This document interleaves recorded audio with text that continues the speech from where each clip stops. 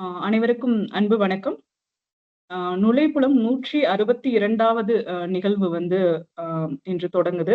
இதுவரை 161 இணையவழி இலக்கிய கலந்துரையாடலை வந்து நுழைப்புலம் மூலமாக நடத்தியிருக்கோம்.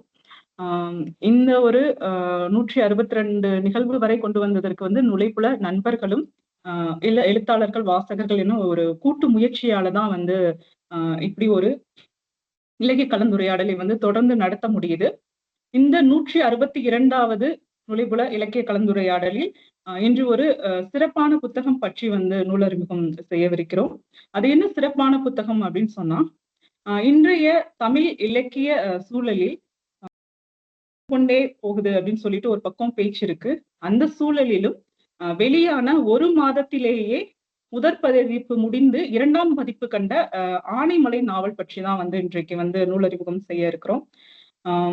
அந்த ஆனைமலை நாவலின் ஆசிரியர் திரு பிரசாந்த் வே அவர்களை பற்றி சொல்லணும்னா, அவரு பல்வேறு செய்தி நிறுவனங்களில் பணிபுரிந்திருக்கிறார். தற்போது தினகரன் நாளிதழின் செய்தியாளராக உள்ளார். இவரின் முதல் நூல் 2020 வந்த காடர் சிறுகதை தொகுப்பு. அது வந்து அதிகமாக வந்து கவனம் பெறப்பட்ட ஒரு நூல். அடுத்ததாக 2022 வந்த பறக்கும் யானைகள் என்ற சிறார் தொகுப்பு வந்து ராஜபாளையம் மணிமேகலை மன்ற விருது உட்பட்டு நிறைய அதுவும் வந்து கவனம் பெறப்பட்ட ஒரு நூலாக இருந்தது. தற்போது கடந்த ஜூலையில் கோவை புத்தக கண்காட்சியில் வெளியான இந்த ஆனைமலை நூல் தற்போது எழுத்தாளர் ராம் தங்கம் வாசகர்கள் முன்னெடுக்கும் திருக்கார்த்திகள் விருதை பெறுகிறது. அடுத்ததாக எழுத்தாளரின் மற்றொரு நூலான சிறார் நாவல் ஒன்று வரும் சென்னை புத்தக கண்காட்சியில் வெளிவர இருக்கிறது. அவருக்கு வந்து திருக்கார்த்தியல் விருதுக்கும் வரப்போகும் புதிய நாவலுக்கும் நுழைப்புலம் இலக்கிய குழுமம் சார்பாக வாழ்த்தும் அன்பும். இந்த நூல் அறிமுகத்தை செய்யவிருக்கும் இன்றைய இந்த நிகழ்வில் வந்து ரொம்ப ஒரு சிறப்பான விஷயம் என்னன்னா, இன்று நூலறிமுகம் செய்ய இருக்கும் 2 பேருமே வந்து பெண்கள். அந்த 2 பேருமே கதை சொல்லிகள். அதனால அவங்க எல்லாரையும் விட அவங்க இந்த நூலை எப்படி அறிமுகம் பண்ண போறாங்க, தங்களுடைய வாசிப்பு அனுபவத்தை பகிர போறாங்கன்னு ரொம்ப ஆர்வமா வந்து நான் எதிர்பார்த்துட்டு இருக்கேன். அதில் வந்து அவர்களை பற்றி அறிமுகப்படுத்தணும்னா, சரிதா ஜோ. அவர் ஒரு எழுத்தாளர், கதை சொல்லி, பண்பலை வானொலி நிகழ்ச்சி தொகுப்பாளர், பட்டிமன்ற பேச்சாளர், மேடை பேச்சாளர். சரிதா பத்தி வந்து அவரோட திறமைகளை சொல்லணும்னா தனியா ஒரு மீட்டிங் போட்டு சொல்ற அளவுக்கு அத்தனை திறமைகள் கொண்ட ஒரு பன்முக ஆளுமை, பன்முக கலைஞர் அப்படின்னு சொல்லலாம். தொடர்ந்து வந்து பெற்றோர்கள், ஆசிரியர்கள், குழந்தைகளுக்கு வந்து 100க்கும் மேற்பட்ட பயிற்சி பட்டறைகளை, கதை சொல்லல் மற்றும் கதை எழுதுதல் தொடர்பான 100க்கும் மேற்பட்ட பயிற்சி பட்டறைகளை வந்து நடத்தி கொண்டிருக்கிறார். அடுத்ததாக அவர் வகிக்கும் பதவின்னு பாத்தீங்கன்னா, தாமுஎகச தமிழ்நாடு முற்போக்கு கலைஞர்கள் சங்கத்தின் ஈரோடு மாவட்ட துணைத் தலைவராகவும் மாநில குழு உறுப்பினராகவும் உள்ளார். மற்றும் தமிழ்நாடு சிறார் இலக்கிய எழுத்தாளர்கள் மற்றும் கலைஞர்கள் சங்கத்தோட ஈரோடு மாவட்ட செயலாளராகவும் இருக்கிறார். அவருடைய விருதுகள் வந்து அதுவே ஒரு பெரும் ஒரு நெடும் பட்டியலாக இருக்கும். நீங்க எந்த ஒரு விருது அறிவிக்கும் போதும் அதில் சிறார் பிரிவு இருந்துச்சுன்னா அதுல கட்டாயம் சரிதாவின் பெயர் இருக்கும் அப்படிங்கிற அளவுக்கு வந்து தமிழின் முக்கியமான இலக்கிய விருதுகளை அவருடைய சிறார் நாவல்களும் சிறார் சிறுகதை தொகுப்புகளும் வந்து பெற்றுக்கொண்டே இருக்கின்றன. அப்படி ஒரு பன்முக கலைஞர் வந்து இன்று வந்து ஆனைமலை நூலை வந்து அறிமுகப்படுத்தியிருக்கிறார். அவருடன் இணைந்து மற்றொரு எழுத்தாளரான பூங்குடி பாலமுருகனும் வந்து ஆனைமலை நூலை பற்றிய தன்னுடைய வாசிப்பு அனுபவத்தை பகிர்ந்து கொள்ள இருக்கிறார். அவரும் ஒரு பூங்குடி பாலமுருகன் ஒரு கதை சொல்லி எழுத்தாளர். முக்கியமா அவர் வந்து ஒரு பொறியாளர். அவர் ஒரு பொறியாளராக இருந்து கொண்டு இந்த துறைக்கு வந்து வந்தது வந்து எனக்கு வந்து ஒரு ஆச்சரியப்படத்தக்க ஒரு விஷயம். அவரும் வந்து பள்ளி, கல்லூரிகளில் வந்து பள்ளி மாணவர்களுக்கு வந்து தொடர்ந்து ஒரு 50க்கும் மேற்பட்ட கதை சொல்லல் நிகழ்வுகளை தனியார் மற்றும் அரசு பள்ளிகளில் தொடர்ந்து நடத்தி கொண்டிருக்கிறார். இவர் கதை சொல்றதோட சிறப்பு என்னன்னு சொன்னா, அந்த கதையில் உள்ள கதாபாத்திரமாகவே மாறி அந்த கதாபாத்திரம் போல வேடம் அணிந்து குழந்தைகளுக்கு கதை சொல்றது வந்து பூங்கொடியோட ஒரு சிறப்பான விஷயம். தமிழ்நாடு கலை இலக்கிய பெருமன்ற விருது, திருப்பூர் சக்தி விருது மற்றும் தமிழ்நாடு முற்போக்கு மேடை விருது என்று நிறைய விருதுகளை வந்து தன்னுடைய படைப்புகளுக்காக பெற்றிருக்கிறார். இவரும் ஒரு பன்முக ஆளுமை, பன்முக ஒரு கலைஞர் என்று சொல்லலாம். இந்த 2 பெண் ஆளுமைகளும் பன்முக திறமை கொண்ட இந்த கலைஞர்கள் வந்து நமக்கு வந்து இன்று ஆனைமலை நூலை பற்றி வந்து அறிமுகப்படுத்த இருக்கிறாங்க. அவங்க 2 பேருமே கதை சொல்லிகள் அப்படிங்கிறதால அவங்க எப்படி நூலை அறிமுகப்படுத்த போறாங்கன்னு சொல்லிட்டு நான் ரொம்ப ஆர்வமா, ரொம்ப எதிர்பார்ப்போட இருக்கேன் உங்க எல்லாரையும் விட. ஆம், முதலில் வந்து இருவருமே தொடர்ந்து வந்து பேச இருக்கிறாங்க. அதனால 2 பேரையும் ஒரே முறையில் வந்து அறிமுகப்படுத்தி விட்டேன். முதலில் வந்து பூங்குடி பாலமுருகன் வந்து நூல் அறிமுகத்திற்கு அழைக்கிறேன். பூங்குடி பாலமுருகன். அனைவருக்கும் அன்பின் வணக்கம். நுழைப்புலம் இணைய கலைந்துரையாடல 2வது இதுல 5வது நிகழ்வா நடத்துறோம். முதல்ல நடத்தும் போது கிட்டத்தட்ட ஒரு 500-600 புத்தகங்களுக்கு மேல நம்ம பேசியிருக்கோம். இந்த முறை இன்னும் அதை விட வீரியமாக ஆரம்பத்திலிருந்தே மிகச்சிறந்த நூல்களை வந்து பேசிட்டு இருக்கோம். அந்த வகையில இன்னைக்கு பேசக்கூடிய நூல் பாத்தீங்க அப்படின்னா ஆனைமலை. ஏன் இந்த நூலை எடுத்தோம்? அதுவும் வந்து சரிதாவும் நானும் இணைந்து கதை சொல்லியிருக்கோம். ஆனா ஒரு புத்தகத்தை பற்றி இணைந்து பேசணும் அப்படின்னா அந்த புத்தகத்திற்கான சிறப்பு என்ன அப்படின்னு பார்த்தா, பொதுவாகவே இலக்கியங்கள் வந்து மகிழ்ச்சிக்காக எழுதப்பட்ட இலக்கியங்கள் அப்படின்னு பார்த்தோம் அப்படின்னம்னா அது அந்த காலத்து கட்டத்துல மட்டும் இருந்துட்டு நாள்பட மறைந்து விடக்கூடிய ஒரு இது இருக்கு. ஆனா மனிதர்களுடைய வாழ்க்கை, அவர்களுடைய வரலாறு, அவர்களுடைய வழி இதையெல்லாம் கருத்துப்பாக்கம் செய்து அதை ஒரு ஆவணமாக பதிவு செய்யும் பொழுது காலமாக அது கடந்து நிற்கக்கூடிய ஒரு செவ்வியல் ஒரு தன்மையுடையதாக இருக்கும். அப்படி அந்த வகையில இந்த நூல் எதை பேசுது அப்படின்னா, இப்ப சாதாரணமா பாத்தீங்க அப்படின்னா நமக்கு எல்லாருக்கும் ஒரு சங்கம் இருக்கு. எழுத்தாளர்கள் சங்கம் இருக்கு, சிறார் எழுத்தாளர் சங்கம் இருக்கு. வடிவேல் ஒரு படத்துல சொல்லுவாரு, நான் இப்ப ஒரு கவர்மெண்ட் எம்ப்ளாயி, என் மேல கைய வச்சா 2 பஸ் எரியும், அங்கங்க ரகல நடக்கும் பாரு. அப்ப நமக்காக குரல் கொடுக்க சங்கங்கள் இருக்கு, சக மனிதர்கள் இருக்காங்க.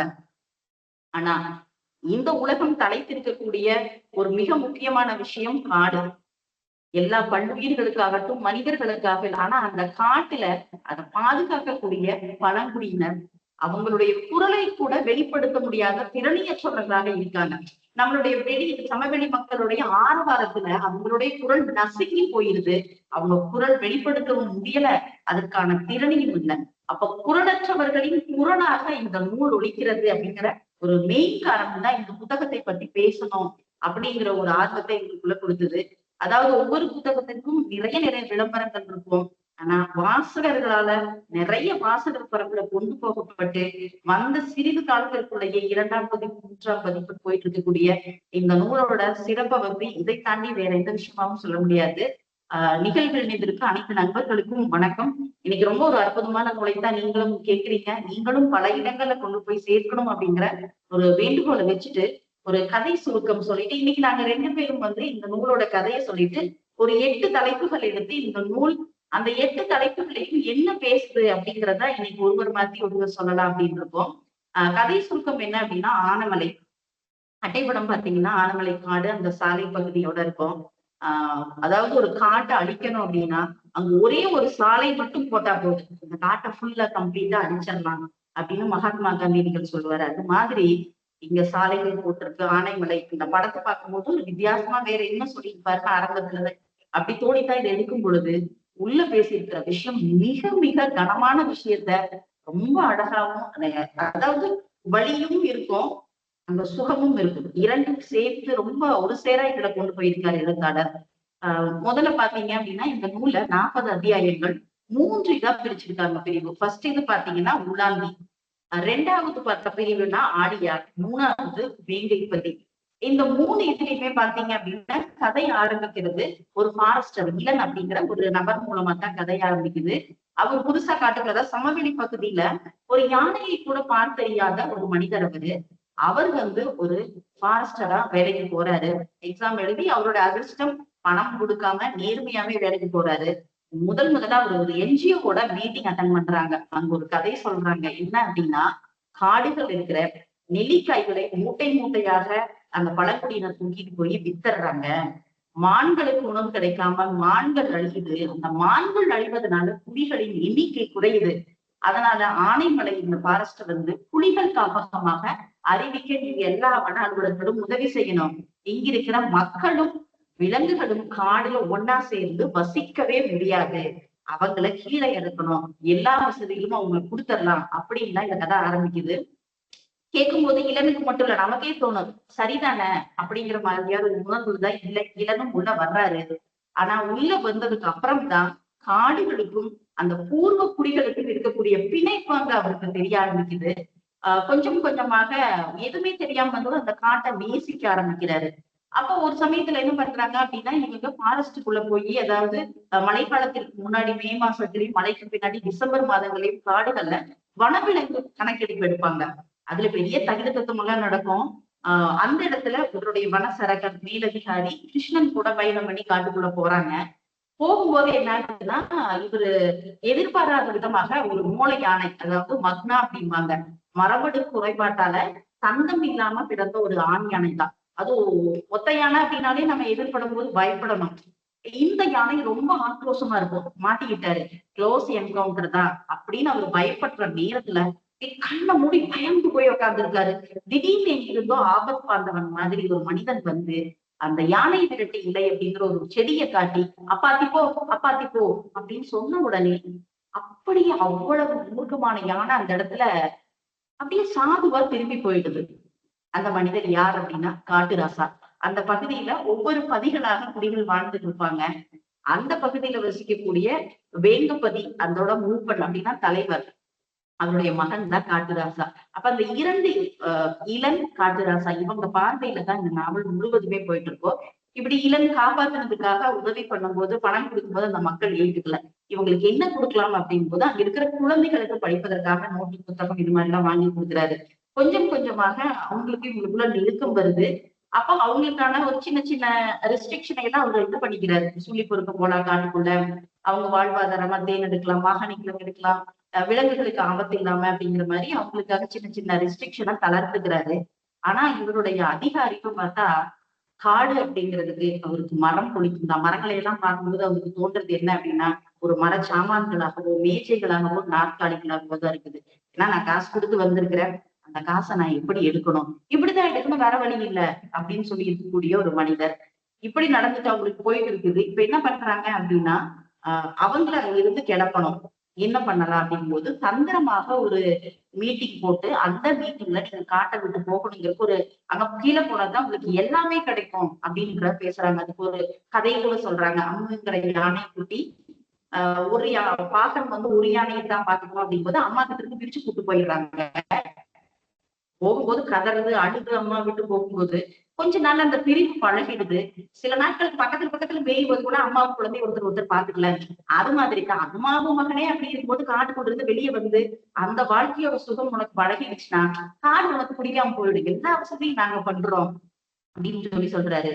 அப்ப அவங்க என்ன சொல்லிடுறாங்க அப்படின்னா, தாய் மகன் பாசம் கூட இல்லாம போகலாம், காட்டுல இருந்து எங்களை பிரிச்சீங்கன்னா எங்க உடம்புல இருந்து உயிரை பிரிக்கிற மாதிரி அப்படின்னா அவங்க முடியவே முடியாதுங்கிறாங்க. ஆனா இவங்க ஏமாத்தி, இதுல நீங்க பேசுனதுதான் தீர்மானமா எழுதியிருக்கோம் அப்படின்னு எழுதி இவங்களை ஏமாத்தி கையெழுத்து வாங்கி, அதாவது இவங்க செட்டில்மெண்ட்டுக்கு ஒத்து இருக்கிறாங்க கீழே போறதுக்கு அப்படிங்கிற மாதிரி ஏமாத்திடுறாங்க.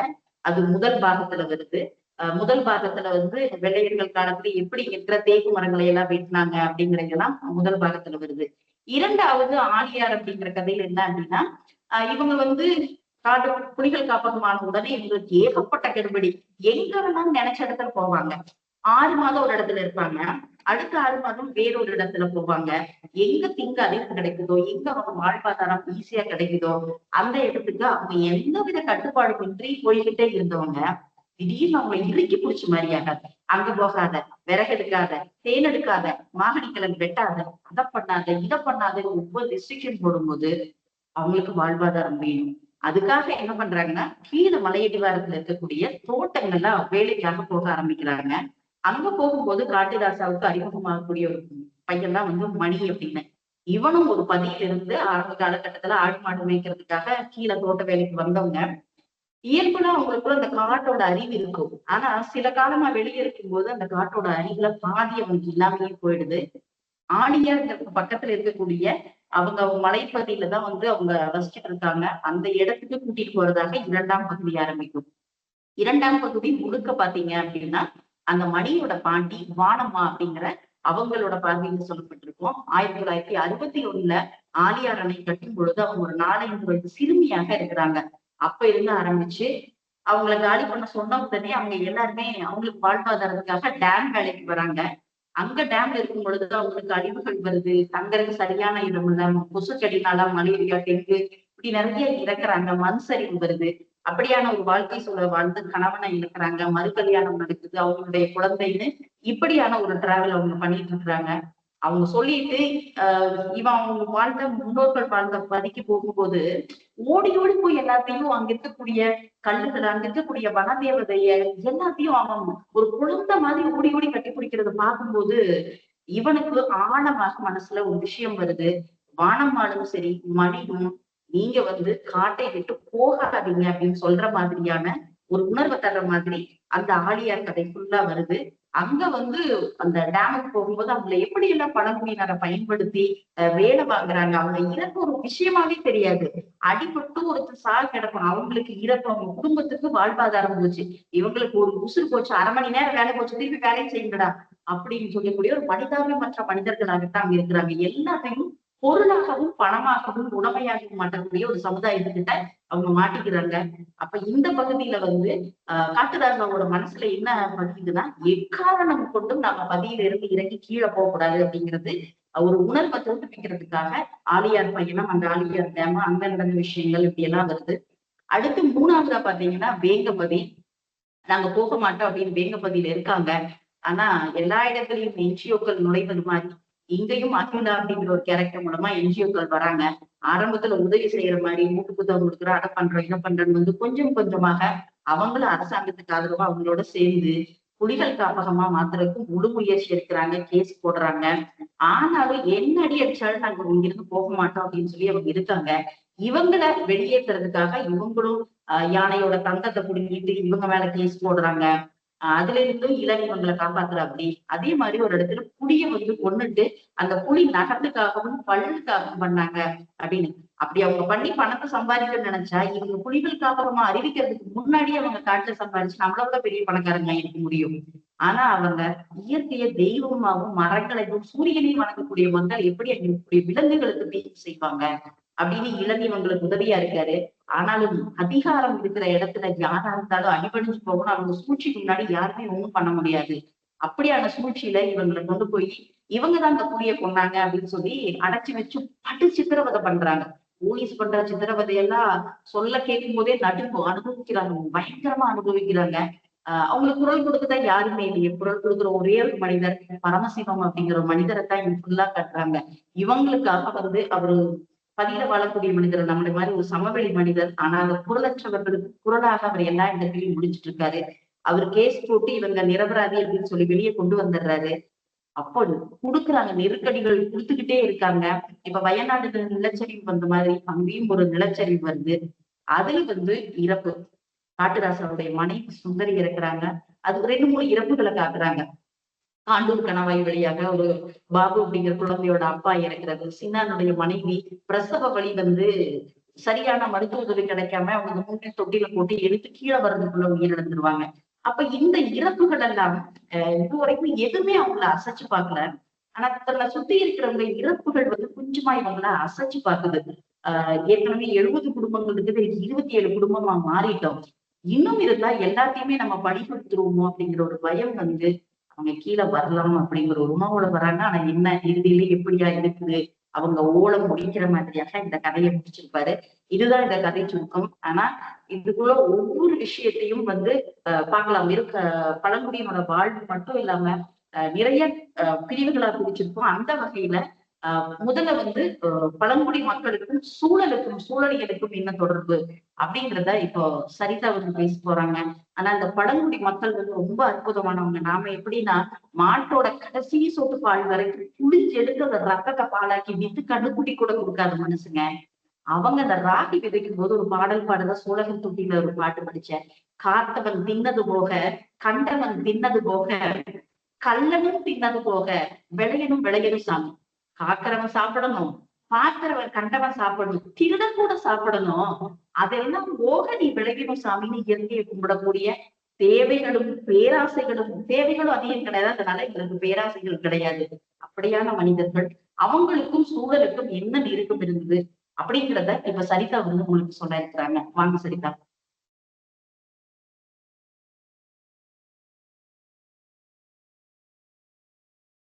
அனைவருக்கும் இனிய காலை வணக்கம்.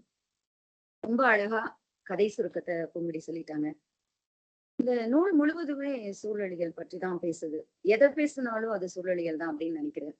இலக்கிய படைப்புகள்ல வெகு அரிதாக பேசப்படுற ஒரு படைப்பு அப்படின்னு சொன்னா பழங்குடியினர் பற்றிய படைப்பு அப்படின்னு சொல்லலாம்.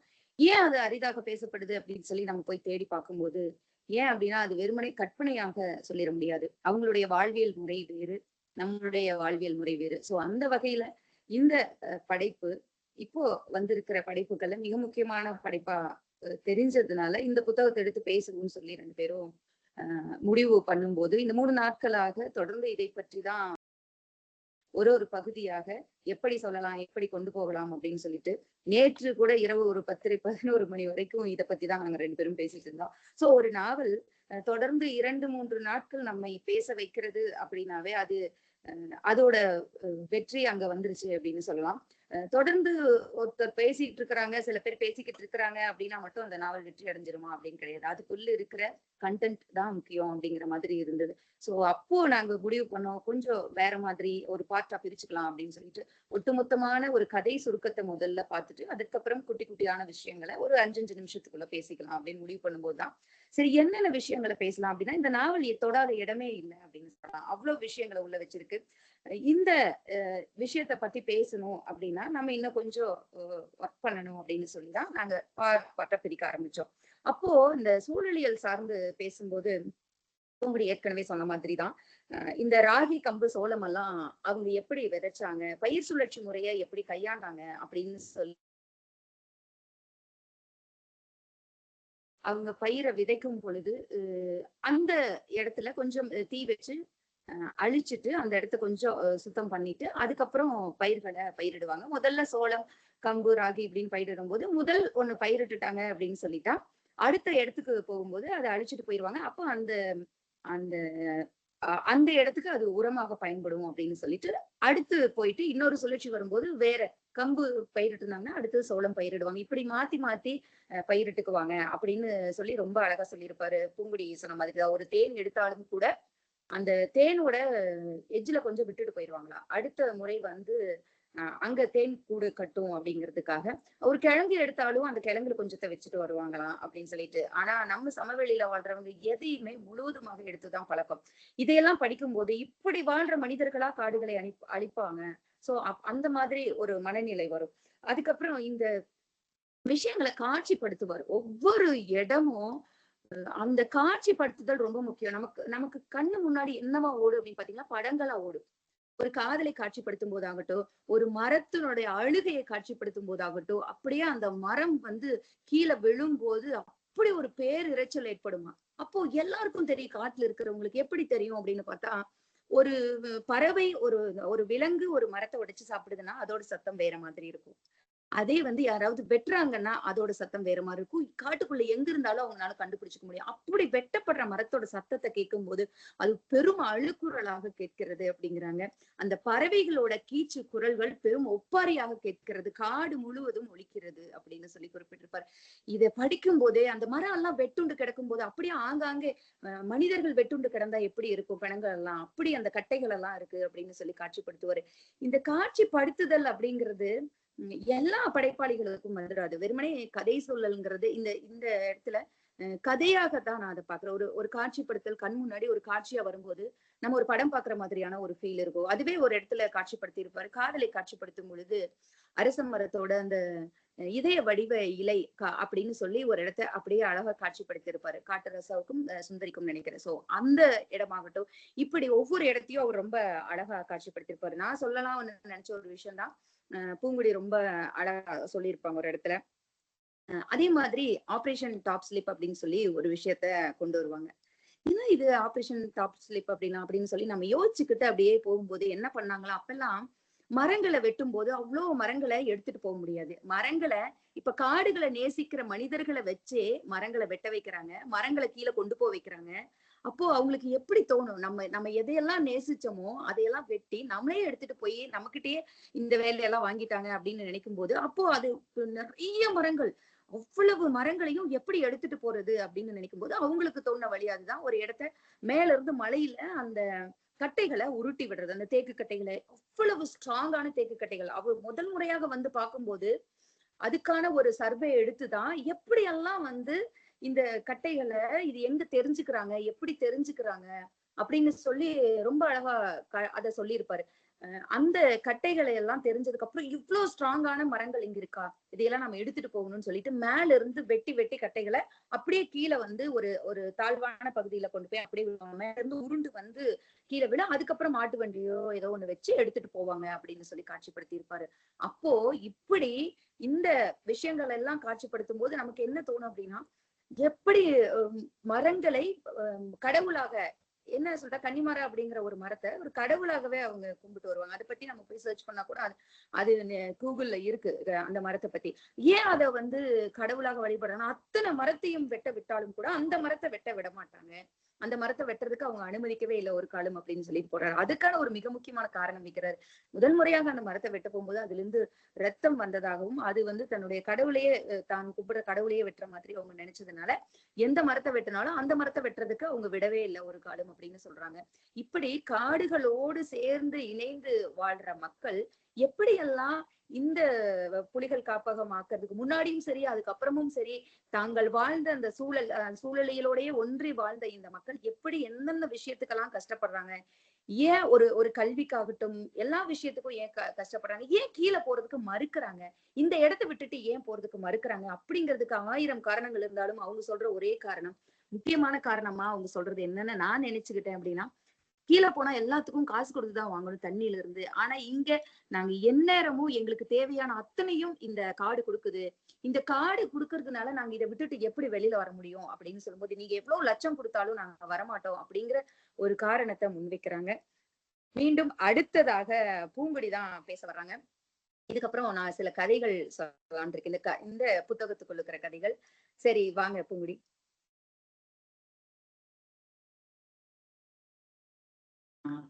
அழகா சரிதா வந்து சொன்னாங்க, எப்படி அந்த சூழலோட ஒன்றி போய் நம்ம பழங்குடி மக்கள் இருக்காங்க அப்படிங்கிறத ரொம்ப அழகா சொன்னாங்க. இப்ப நான் சொல்ல போற விஷயம் என்னன்னா, அந்த ஆழியாருடைய அணையை கட்டும் பொழுது அப்ப காட்டுரசாக்கு ஒரு பாடல், அந்த பாடலை சொல்லிட்டு அடுத்த பகுதியில வந்து யார் இந்த ஹியூகோ அந்த ஒரு மனிதரை பத்தி எழுதியிருப்பாங்க. அத சொல்ல வர, அணை கட்ட எங்கள் மழையையும் மண்ணையும் மார்பையும் இழந்தோ, மலை சேர்ந்தது மலை மக்கள் யாம் சிதறுண்டோ, வலை வீசி மண் பிடிக்க மீன் பிடிக்க வழியில்ல, தூண்டில்தான் பிடிக்கத்தான் விதியுண்டு, மலை மக்கள் நாங்கள் துவண்டுதான் கிடக்கின்றோம், எங்களை தூக்கிவிட நாவில்ல இன்னும் ரொம்ப அழகாக அவங்க வேதனை அந்த பாடல்ல பதிவு பண்ணியிருப்பாங்க. இப்போ யாரு அப்படின்னு கேட்டா, இந்த பாடல் இன்னைக்கு இருக்கக்கூடிய டாப் ஸ்லிப் இருக்கக்கூடிய தேக்கு மரங்கள் இதுக்கெல்லாம் முக்கிய காரணகர்த்தா யாரு அப்படின்னா, அந்த ஹியூகோ அப்படிங்கிற மனிதர். உண்மையில ஒரு வாசிப்பு என்ன பண்ணணும் அப்படின்னா, தேடலை வந்து நம்ம தேடலை அதிகரிக்கணும். இந்த நாங்க நிறைய பறவை பார்த்தது வந்து எங்களுக்கு ரொம்ப பிடிச்ச ஒரு விஷயம். அப்ப நிறைய காடுகள்ல பயணிப்போம். டாப் ஸ்லிப்பை இதுக்கு முன்னாடி போகும்போது நான் பார்த்த பார்வைக்கும் ஆனைமலை படிச்சதுக்கு அப்புறம் அந்த உலாந்தியில போய் இறங்கும் போது இவர் அழகா வர்ணிச்சிருப்பாரு. ஒரு பெரிய ஆலமரம், கிளைகள் பரப்பி நிற்கும், ஒரு அட்டையில யானை இருக்கும். அந்த இடத்துல போகும்போதெல்லாம் நான் சொல்ற பிரசாந்த் இந்த இடத்துல இப்படி எழுதியிருந்தாரு அப்படின்னு என்னோட கணவர்கிட்டையும் குழந்தைங்கிட்டையும் சொல்றான். அங்க அட்டை யானை வச்சிருக்கும் போது கூட என் பசங்க கிண்டல் பண்ணுது, எடுக்குதீங்க உன் போட்டோ தாமா வச்சிருக்கிறாங்க அப்படின்னு கிண்டல் பண்ணிட்டு, அவர் சொன்ன சரிதா சொன்ன மாதிரி தான் அவ்வளவு அழகா அந்த காட்சிப்படுத்தி இருந்தது. எனக்கு பார்க்க இந்த நாவலுடைய வரிகள் தான் அப்படியே வந்துச்சு. ஹியூகோவோட சமாதியை பார்க்கணும்னு போனா நம்ம முன்னனுமதி வாங்கணும்னு சொன்னாங்க. அடுத்த முறை போகும்போது பிரசாந்த் ஒரு வேண்டுகோள், கண்டிப்பா எங்களையும் கூட்டிட்டு போங்க, நாங்களும் பார்க்க ஆசைப்படுறோம் அப்படின்னு சொல்றேன். ஹியூகோ யாரு அப்படின்னா, இந்த வெள்ளையர்கள் வந்து என்ன பண்றாங்க அப்படின்னா, வளமான பகுதிகளை தேடிட்டே இருக்காங்க மரம் வெட்ட. அப்படி வரும்போது இவங்களுக்கு வந்து ஆனைமலை பகுதி கிடைக்குது, அதாவது பொள்ளாச்சி, முதுமலை இது எல்லாமே இருந்தாலும் பொள்ளாச்சி சரக்கு மட்டும் இவங்களுக்கு நிறைய வருவாய் ஈட்டு தருது. ஏன்னா இங்க இருக்கக்கூடிய தேக்கு மரங்கள் ஃபர்ஸ்ட் கிளாஸான தேக்கு மரங்கள். அப்போ இத வெட்டி வெட்டி வெட்டி அப்படியே ஒரு சிறு குன்றுகளை மாதிரி அடுக்கி வச்சு அந்த காடையவே ஒரு கட்டாந்தர மாதிரி பண்ணிடுறாரு. அப்ப வில்லியம்ஸ் அப்படிங்கிற ஒரு வன அதிகாரி தான் இருக்கிறார், ஒரு ரேஞ்சர். அவர் வந்து அத்தனை மரங்களையும் ஒரு பலகைகளாக இப்படித்தான் ஒரு காசாத்தான் பார்த்து ஃபுல்லா அழிச்சுக்கிட்டே இருக்காரு. அதுக்கு அடுத்து ஒரு மனிதன் வராரு, ஹியூகோ வுட். அவரு வந்து ஒரு 40 வயதுக்கு உட்பட்ட மனிதர். அவர் வரும்போதே அவரை காட்சிப்படுத்துற விதம் வந்து அவர் இயற்கையை நேசிக்கிறாரு அப்படிங்கிற மாதிரியான ஒரு இது காட்சிப்படுத்தியிருப்பாரு. அவரு வந்து பாக்குறாரு, நிறைய இடத்துல தேக்கு மரங்களே கிடையாது, காடு கட்டாந்தரையா இருக்குது. அதிர்ச்சி ஆகி போயிடுது. என்னதான் பண்றாங்க, காட்டை காப்பாத்துறதுக்காக தான் இவங்களை வன பாதுகாப்பு அலுவலர்களுக்கு உள்ள விடுறோம். ஆனா இவங்களே வனத்தை அழிக்க காரணமா இருக்கிறாங்க. வனம் மட்டும் அழிஞ்சிச்சு அப்படின்னா சொல்லுவாங்க, ஒரு கல்வாரி மரம், ஒரு டோடோ பறவை அழிஞ்சது, கல்வாரி மரம் போச்சு. அது மாதிரி இந்த வனத்துல ஒவ்வொன்னு அழிஞ்சதுன்னா இந்த மனுஷங்க எல்லாமே போயிடுவாங்க அப்படின்னு இவர் என்ன பண்றாரு அப்படின்னா, முதல்ல அந்த அதிகாரிகளையும் பழங்குடி மக்களையும் ஒண்ணா கூப்பிட்டு வச்சு மீட்டிங் பேசுறாரு. அந்த மீட்டிங்ல என்ன சொல்றாங்க அப்படின்னா, உங்களுக்கு தேவையான எல்லா வசதியும் பழங்குடியினருக்கு பண்ணி தராரு. ஏன்னா அவங்களுக்கு வாழ்வாதாரம் இல்ல. அப்ப அந்த மரங்களை எப்படி பயன்படுத்த, தேன் எடுக்க, ஒரு இவங்க அள்ளிப்பாத்தி எழுதுல பாண்டிச்சிங்கிற நாவல குறிப்பிட்டிருப்பாங்க. எப்படி அந்த பழங்குடியினுடைய வாழ்க்கைய வேல்யூ எழுத்து மூலமா அவங்களுடைய வாழ்வாதாரத்தை உயர்த்தலாம் அப்படின்னு. அது மாதிரியான ஒரு வழிமுறையை தான் இவர் கையாளுறாரு. அங்க 2 கண்டிஷன் போடுறாங்க. மரங்களை வெட்டக்கூடாது, விலங்குகளை வேட்டையாடக்கூடாதுன்னு 2 தரப்புகிட்ட பேசி சமரசம் பண்ண வைக்கிறாரு முதல் முயற்சியா.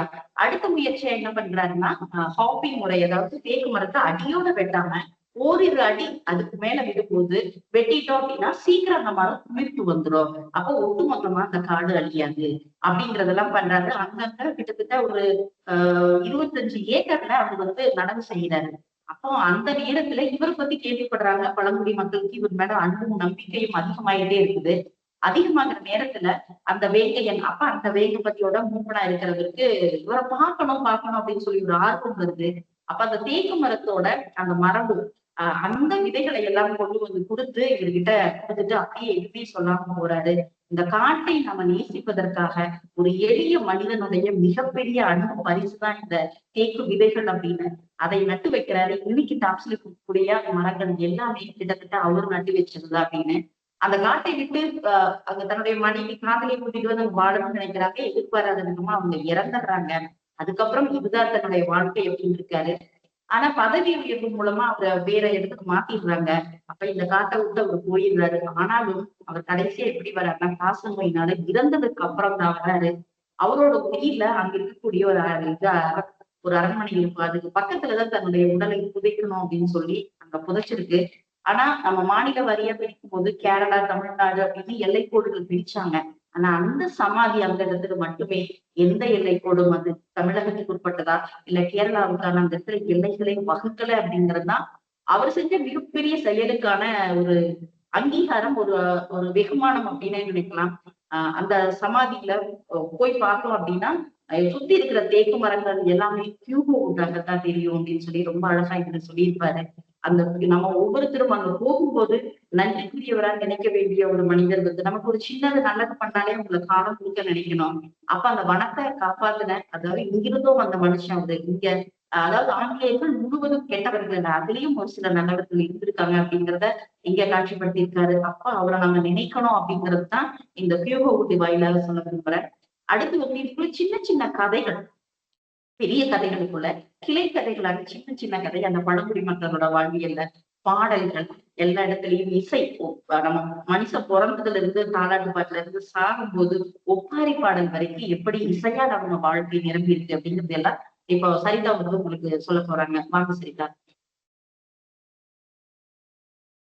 ரொம்ப அழகா கியூஹோட்டோட கதைய சொன்னாங்க. ஏன்னா பூங்கொடி சொன்னது அது சரியா இருக்கும் அப்படின்னு சொல்லி நாங்க முடிவு பண்ணதுக்கான காரணம் என்ன அப்படின்னா, சமீபத்துல அவங்க போயிட்டு வந்த இடம், அதை தேடி போனோம் அப்படிங்கும்போது ஒரு புத்தகம் தேடலை விதைத்திருக்கிறது. இதை தாண்டி என்ன செய்யணும் அப்படின்னு சொல்லி அதுக்கான நீ சொல்லு அப்படின்னு சொல்லி முடிவு பண்ணி பூங்கொடி சொன்னாங்க.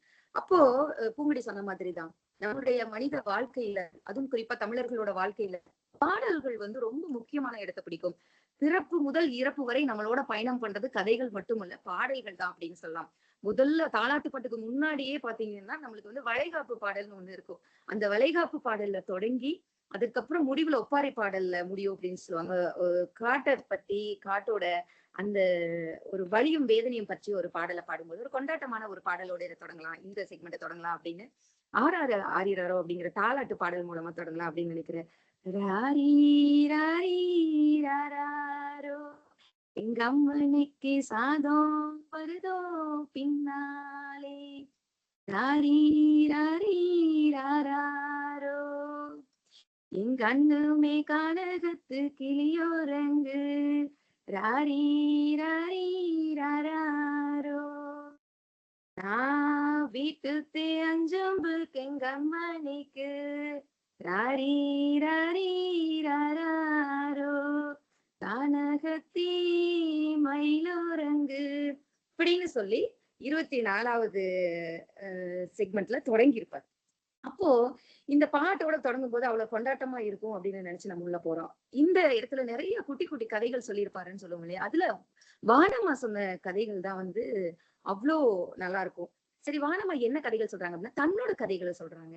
தான் எப்படி இங்க வந்தோம், இந்த இடத்துக்கு வந்தோம் அப்படின்னு சொல்லிட்டு தன்னோட கதையை சொல்றாங்க. தன்னோட கதையை சொல்லும் போது உள்ள குட்டி குட்டி கதைகள், கதைக்குள் கதைன்னு சொல்ற மாதிரி அதுக்குள்ள குட்டி குட்டி கதைகள் இருக்கும். தன்னோட கதைய, நான் எப்படி இங்க வந்தோம், இந்த அணை எப்படி கட்டப்பட்டுச்சு, பூங்குடி சொன்ன மாதிரி காமராஜர் காலத்துல சின்ன பிள்ளையா இருந்து அதுக்கப்புறம் வயதுக்கு வந்து அதுக்கப்புறம் திருமணம் நடந்து அதுக்கப்புறம் அவரோட வாழ ஆரம்பிச்சு 2வது திருமணம், இப்படி போயிட்டு இருக்கிற அதுக்கு இடையில குட்டி குட்டி கதைகள் சொல்லுவாங்க. அப்போ இவங்க ஏதாவது ஒரு வேலை செஞ்சுட்டு இருக்கும் போது பாடலோ கதையோ இருந்ததுன்னா அலுப்பு தெரியாதுன்னு சொல்லுவாங்க. அதுக்காக அடிக்கடி வானம்மாட்ட கதை கேட்கறது வழக்கம். அப்போ அப்போ அந்த பழங்குடியினர் பெண் ஒரு பெண் வந்து நீங்க கதை சொல்லுங்க அப்படின்னு சொல்லும் போது ஒரு கதை சொல்றாங்க. என்ன கதை அப்படின்னா, நம்ம ஏன் இப்போ நாளனா கொடுன்னு கேட்டுக்கிட்டு இருக்க எல்லார்கிட்டையும் அப்படின்னு சொல்லி அதற்கான ஒரு கதையை சொல்றாங்க. என்ன சொல்றாங்க அப்படின்னா, ஒரு தடவை கடவுள் வரம் கொடுக்கறதுக்காக வரும் பொழுது எல்லாரும் வந்து முந்தானையை விரிச்சு வரம் கேட்பாங்க. ஆனா வானமா இந்த இவங்களோட பழங்குடி மக்கள் மட்டும் ஒருத்தர் ரொம்ப வயசானவங்க போய் கேட்கும்போது அந்த ஒரு ஒரு சின்ன சட்டி மாதிரி ஒரு இதை வச்சுட்டு கேட்பாங்க. அதுல கடவுள் 4 நாள் தான் போட்டாரு. அதனாலதான் இன்னைக்கும் நம்ம 4 நாள் கொடு கேட்டுக்கிட்டு இருக்கிறோம் அப்படின்னு சொல்லும் போது, அப்படியா, ரொம்ப நல்லா இருக்கே கதை, சரி இன்னொரு கதை சொல்ல அப்படின்னு சொல்லுவாங்க. சரி இன்னொரு கதையா, சரி யாரு ஏன் நம்மளெல்லாம் வந்து அடிக்கிறது இல்ல அப்படிங்கிறதுக்கு ஒரு கதை சொல்லட்டுமா, சொல்லு சொல்லு சொல்லு சொல்லுங்க அப்படின்னு சொல்லி கேட்கும்போது, ஏன் அப்படின்னா அந்த காலத்துல கணவன் மனைவி குழந்தைகள்லாம் வாழ்ந்துகிட்டு இருக்கும்போது இந்த பழங்குடியின இதை சேர்ந்த ஒரு குடும்பம் வாழ்ந்துகிட்டு இருக்குது. அப்ப கணவன் காட்டுக்குள்ள போய் ரொம்ப நிறைய கிழங்குகள்லாம் எடுப்பாரு. ஆனா அதை அவரே சாப்பிட்டு வந்துருவாரு. வீட்டுக்கு வந்து எதுவுமே கொண்டு வர மாட்டாரு. இந்த குழந்தைகளும் பட்னியா கிடப்பாங்க, இந்த அம்மாவும் பட்னியா கிடப்பாங்க. ரொம்ப நாள் பார்த்தாங்க. இந்த அம்மாவுக்கு சரியான கோவம் வந்துருச்சு. என்னடா நீ மனுஷன், ஒரு சாப்பாடு கொண்டு வந்து தரமாட்டீங்கன்னா நாங்க எப்படா உயிர் வாழ்றது அப்படின்னு சொல்லிட்டு கோவத்துல தலையில கல்ல போட்டு கொண்டுறாங்க. ஐயோடியோ அம்மா, தலையில கல்ல போட்டு கொண்டுறாங்களா அப்படின்னு சொல்லி பாட்டு போது குழந்தையும் கொண்டுட்டு தானும் இறக்கலாம் அப்படின்னு சொல்லி போகும்போது அங்க போய் யானையா மாறிடுறாங்களா அவங்கதான். சோ அப்போ யானைதான் வந்து இவங்க, அதனாலதான் நம்மள கொல்றது இல்லை யானை. இது எப்படி ஒரு எப்படியான ஒரு விஷயம் பாருங்க. இது சரியா சொல்லியிருக்கான்னு தெரியலன்னா எதுக்கும் பிரசாந்த் இதை பத்தி மறுபடியும் பேசட்டும்.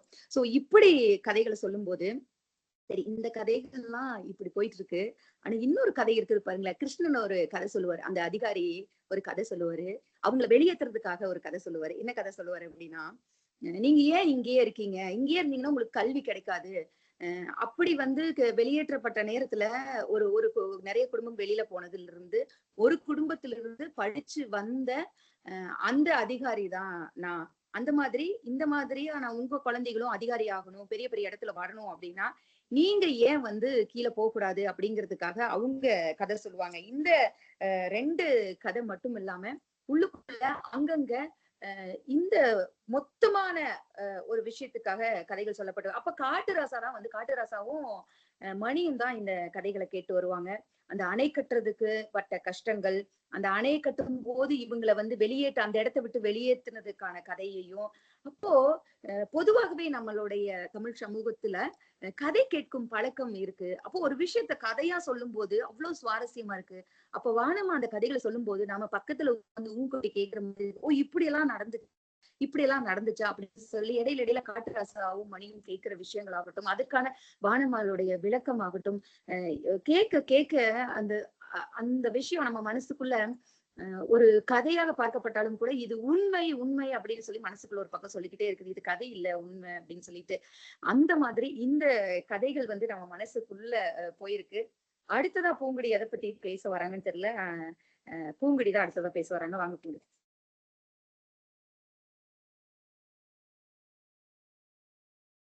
வணக்கம் சரிதா.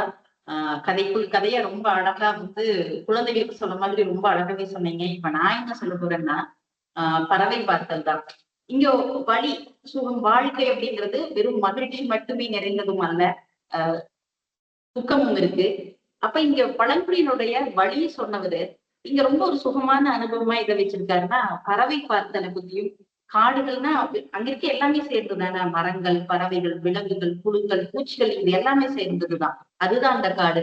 அங்க பறவை பார்த்தல், பறவை பார்ப்பவர்களுக்கு வந்து ரொம்ப ஒரு அற்புதமான அனுபவம் அந்த நாவலை வாசிக்க. ஏன்னா இந்த நாவலை நான் முதல்ல தனியா வாசிக்கிறதை விட அப்ப அந்த பறவைகளை பற்றி எனக்கு தெரிஞ்சது மிக குறைவுதான். அப்ப என் பையனோட சேர்ந்து வாசிக்கும் போது ஒவ்வொரு பறவையை பத்தி அவன் எப்படிங்கிறத எனக்கு சொன்னான். பறவை பார்த்தல பாத்தீங்கன்னா 3 விதமா பறவையை பார்க்கும்போது அதனுடைய உடல் அமைப்பு எப்படி இருக்கு, அதோட தலை எப்படி இருக்கு, கழுத்து, மார்பு, இறக்கை எப்படி இருக்கு, கால் எப்படி இருக்குங்கிறத வச்சுதான் அந்த பறவையை நம்ம முதல்ல அடையாளப்படுத்துவோம். அப்ப இதை ரொம்ப அழகா செஞ்சிருக்காரு. ஒவ்வொரு பறவைகளை பற்றி குறிப்பிடும் போது அது தலை எப்படி இருந்துச்சு, அதோட சின்ன சின்ன மைண்ட சின்ன சின்ன கலர் எப்படி இருக்கும் அப்படிங்கிற எல்லாத்தையுமே ஒவ்வொரு பறவைகளையும் காட்சிப்படுத்துறாரு. பறவை பார்த்தலின் முதல் படி. அடுத்து பாத்தீங்கன்னா பறவைகளை ஐடென்டிஃபை பண்ணிட்டோம். அடுத்து அப்படின்னா அதனுடைய குரல் வழியாக பறவைகளை நம்ம அடையாளப்படுத்துவோம். அப்போ ஒவ்வொரு பறவையும் எப்படி குரல் சத்தம் இடும். இப்ப குக்குருவான் பாத்தீங்கன்னா இப்படிங்கிற சத்தம் குக்குருவானோட சத்தம் இருக்கும். அப்ப அந்த குரல் வழியாகவும் அந்த பறவைகளை காட்சிப்படுத்துறாரு. கிட்டத்தட்ட ஏராளமான பறவைகள் இதுக்குள்ள சொல்லியிருக்காரு. பச்சை பஞ்சுருட்டான் ஆரம்பிக்கிறாரு.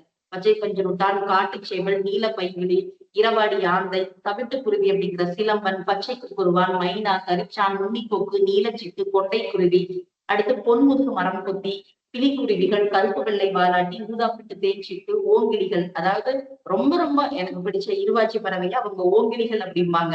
பனங்காடை, குயில், தோட்டக்கல்லன், கொண்டலாட்டி, ஆள்காட்டி, மரகத பச்சை புறா அப்படின்னு சொல்லி நிறைய பறவைகளை பற்றி ரொம்ப அழகாக பறவையை அடையாளப்படுத்துவதோடு மட்டுமல்லாமல் அடுத்து வந்து அதோடைய குரல் எப்படி இருக்கும் அப்படின்னு அடுத்த கட்டத்தையும் பறவை தேடல் ஆர்வலர்களுக்கான அதையும் விதைக்கிறாரு. ஏன் பறவை பார்த்தல் குழந்தைகளுக்கு ரொம்ப முக்கியமான ஒரு விஷயம் அப்படின்னா, ஒரு பறவைய காட்ட அங்க இருக்கக்கூடிய மரங்களை நேசிக்கக்கூடிய ஒரு குழந்தை ஆகச்சிறந்த மனிதனாக வளர்வான் அப்படிங்கிறது எந்த விதத்திலையும் இல்ல. அவனுக்குள்ள ஒரு எண்ணம் மட்டும் உள்ள அழுத்தமா பதியும். இந்த மனுஷன் இவனுக்கு மட்டுமே இந்த பிரபஞ்சம் கிடையாது, இத்தனை உயிர்கள் இருக்கு. அப்ப அதை பார்க்க பார்க்க சொல்லி தராமையே அவனுக்குள்ள அந்த அறம் சார்ந்த ஒரு வாழ்க்கை பதிவாகும். அதையும் இந்த பறவை பார்த்தல் மூலமா ரொம்ப அழகாக இதுல காட்சிப்படுத்தி கொண்டு வந்திருக்காரு. இத்தனை பறவைகளையும் ஒவ்வொன்றையும் பார்க்கும்போது அடுத்து இப்போ உதாரணத்துக்கு பாத்தீங்கன்னா குருவானை பத்தி சொல்லும்போது சொல்லியிருப்பாரு. கழுத்து, தலை, மார்பு இதெல்லாம் பழுப்பு நிறத்திலையும், அதனுடைய இறக்கை வந்து பச்சை நிறத்துல இருக்கும். கண்ணுல ஒரு எல்லோ கலர்ல ஒரு இது இருந்து அழகு வரை நீண்டு வரும். அப்படிங்கும்போது ஈஸியா அந்த பறவையை நம்ம வந்து ஐடென்டிஃபை பண்ற மாதிரி இருக்கும். இப்படி பறவைகளை பற்றி வெளிநடுக்க பேசிட்டு வந்தாலும் இங்க யானைகளை பற்றி, ஏன்னா இது யானை மலை, யானையோட மலை இல்லையா, அதை பத்தி பேசுறதையும் தவறவே இல்லை. இங்க ரொம்ப வலிமிகுந்த பகுதி என்னன்னா யானைகளை குங்கிகளாக மாற்றத்தான். காட்டோட பிரம்மாண்டமே பாத்தீங்கன்னா இது காட்டோட ராஜா வந்து நம்ம சிங்கம் கிடையவே கிடையாது. யானைதான் காட்டோட ராஜா, பிரம்மாண்டம். சமீபத்துல Facebookல எல்லாரும் ஒரு வீடியோ பார்த்திருப்பீங்கன்னு நினைக்கிறேன். அப்படியே இந்த பிரம்மாண்டமா யானை காட்டுக்குள்ள அசைஞ்சு வர்றத பார்க்க ஒரு ஃபீல் நமக்குள்ள வந்து ஒரு சந்தோஷம் அவ்வளவு கொடுத்துச்சு. அப்ப அந்த யானை சோத்துக்காக அப்படியே பிச்சைக்கார மாதிரி மண்டி போட்டு இவங்க கொடுக்குற அந்த கரும்பு துண்டுக்காக எப்படி குங்கி யானையா மாத்துறாங்க அப்படின்னு கொஞ்சம் கொஞ்சமா அப்படியே கரும்பு துண்டு சில இடைவெளிகளை போட்டுட்டு அது சாப்பிட்டுட்டே வருது. கடைசியில கருவல் அப்படின்னு தேக்கு மர துண்டுகளா கட்டப்பட்ட ஒரு கூண்டு அதுக்குள்ள வைக்கிறாங்க. அதை எடுக்க போகும்போது அதை அடைச்சிடுறாங்க. அது பக்கத்துல மாவு ஊத்து, அதாவது யானை பாகன் கொஞ்சம் கொஞ்சமாக எப்படி அந்த உணவை காட்டி காட்டி பசி தாங்காது. நம்மளாலேயே 2 நேரம் சாப்பிட்டீங்கன்னா பசி ஐயோ பசிக்குன்னு வயிறு அலற ஆரம்பிச்சிடுது. அவ்வளவு பெரிய உருவத்துக்கு சோறு கொடுக்காம அடைச்சு வைக்கும் போது எல்லாத்தோட சோறு தானே முக்கியம். யானைக்கு மனுஷனுக்கு மதுதான், யானைக்கு மதுதான். அப்ப அது என்ன பண்ணுது, இவங்க கொடுக்குற கரும்பு துண்டுக்காகவும் அந்த வாழைப்பழத்துக்காகவும் இவங்க கொடுக்குற உணவுக்காக அவங்க நில்லுனா நிக்குது, உட்காருனா உட்காருது. அவ்வளோ பெரிய அந்த காட்டு ராஜா நாம குடிச்சிட்டா போறவங்களை நம்மள முதுகுல உட்கார வச்சுட்டு சுத்தி காட்டுது.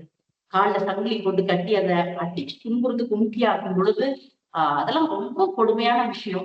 அதையும் இந்த இடத்துல பதிவு பண்றாரு. யானைகள்ல அவ்வளவு பிரம்மாண்டமானத ஒரு மனிதனுடைய பேராசை அதையெல்லாம் விட கோயில கொண்டு போய் பிச்சை எடுத்து வைக்கிறாங்க. அதை விட மிக பெருமை. நாலனா போச்சுன்னா யானை ஆசீர்வாதம் பண்ணுவாமா.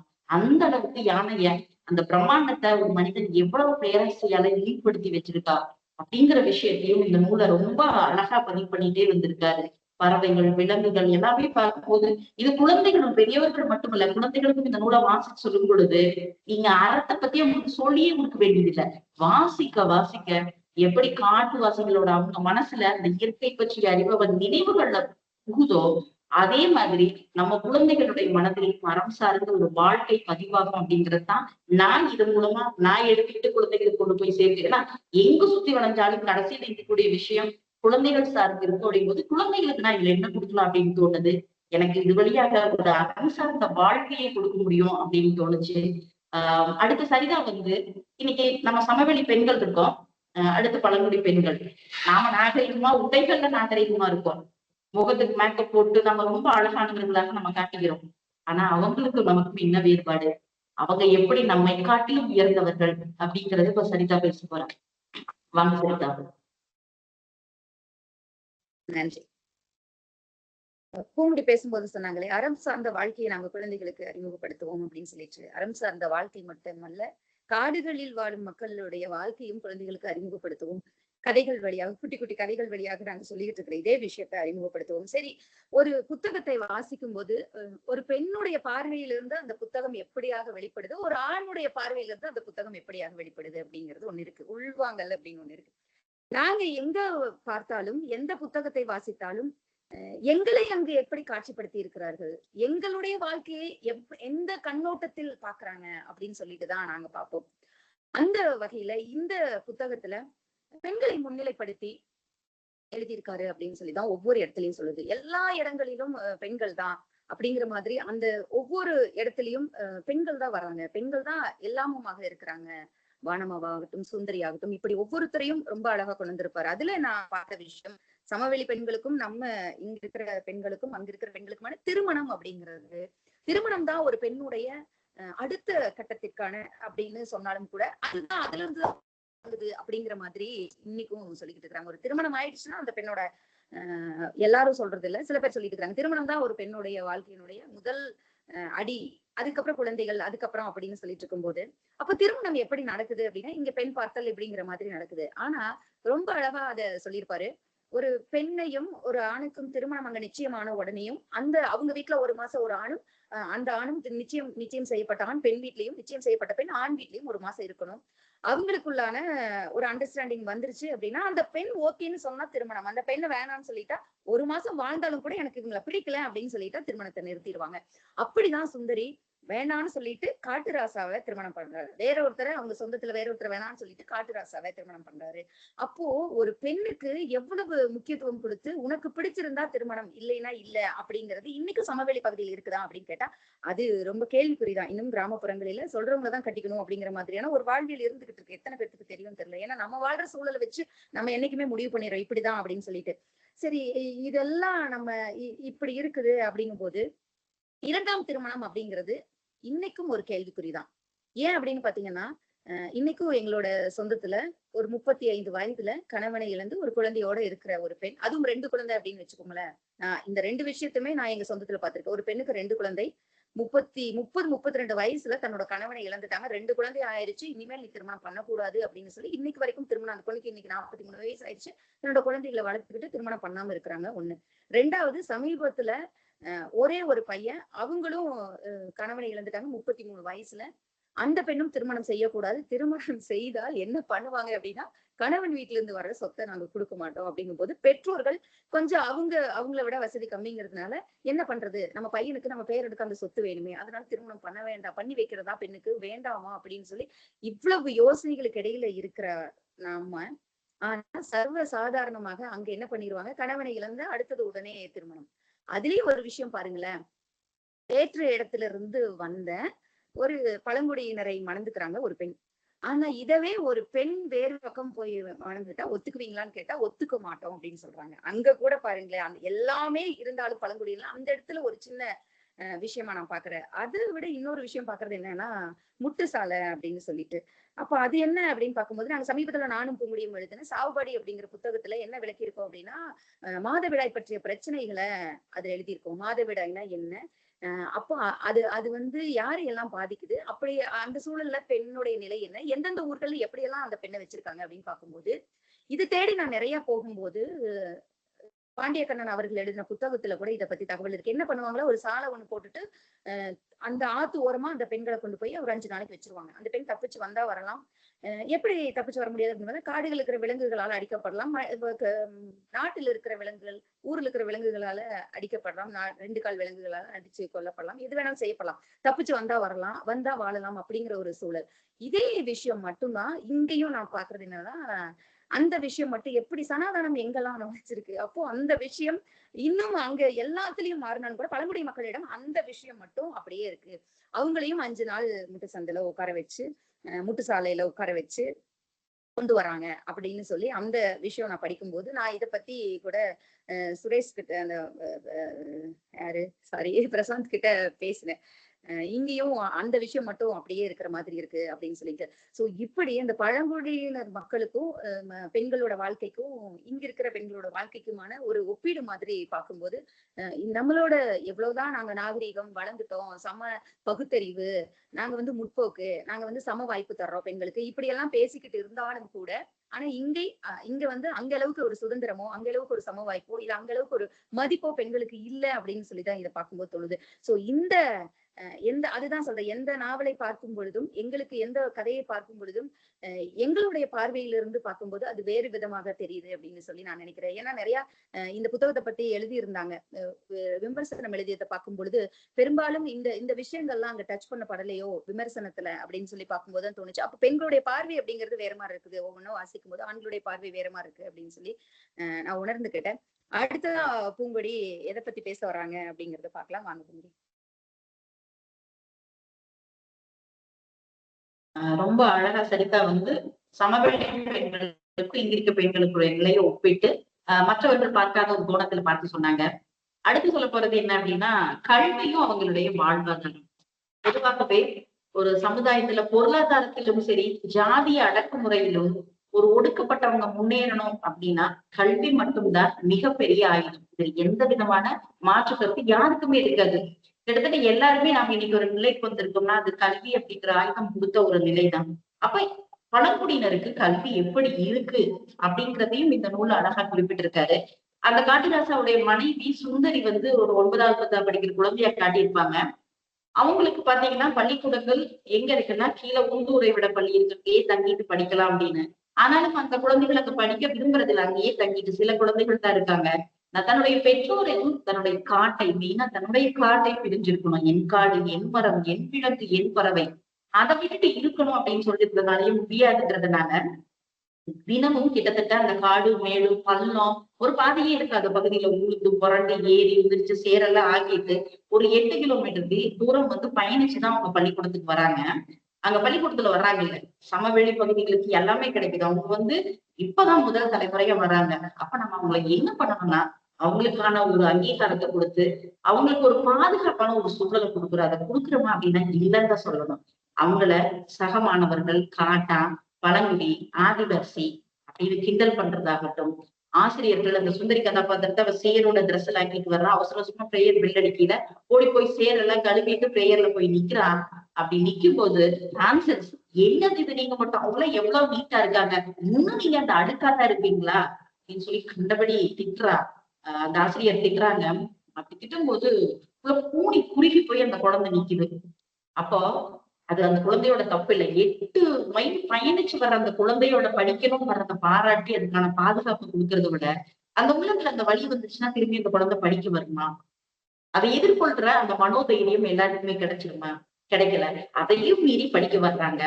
படிக்க வந்து 9th 10th 11th 12th எல்லாமே படிக்கிறாங்க. விரும்பிய படிப்பு அவங்களுக்கு கிடைக்குதா? நாங்க இட ஒதுக்கீடு கொடுத்திருக்கோம், அவங்களுக்கு சில பெர்சன்ட் பழங்குடியினரையும் படிக்க வைக்கிறோம் அப்படின்னு பேசுறோம்.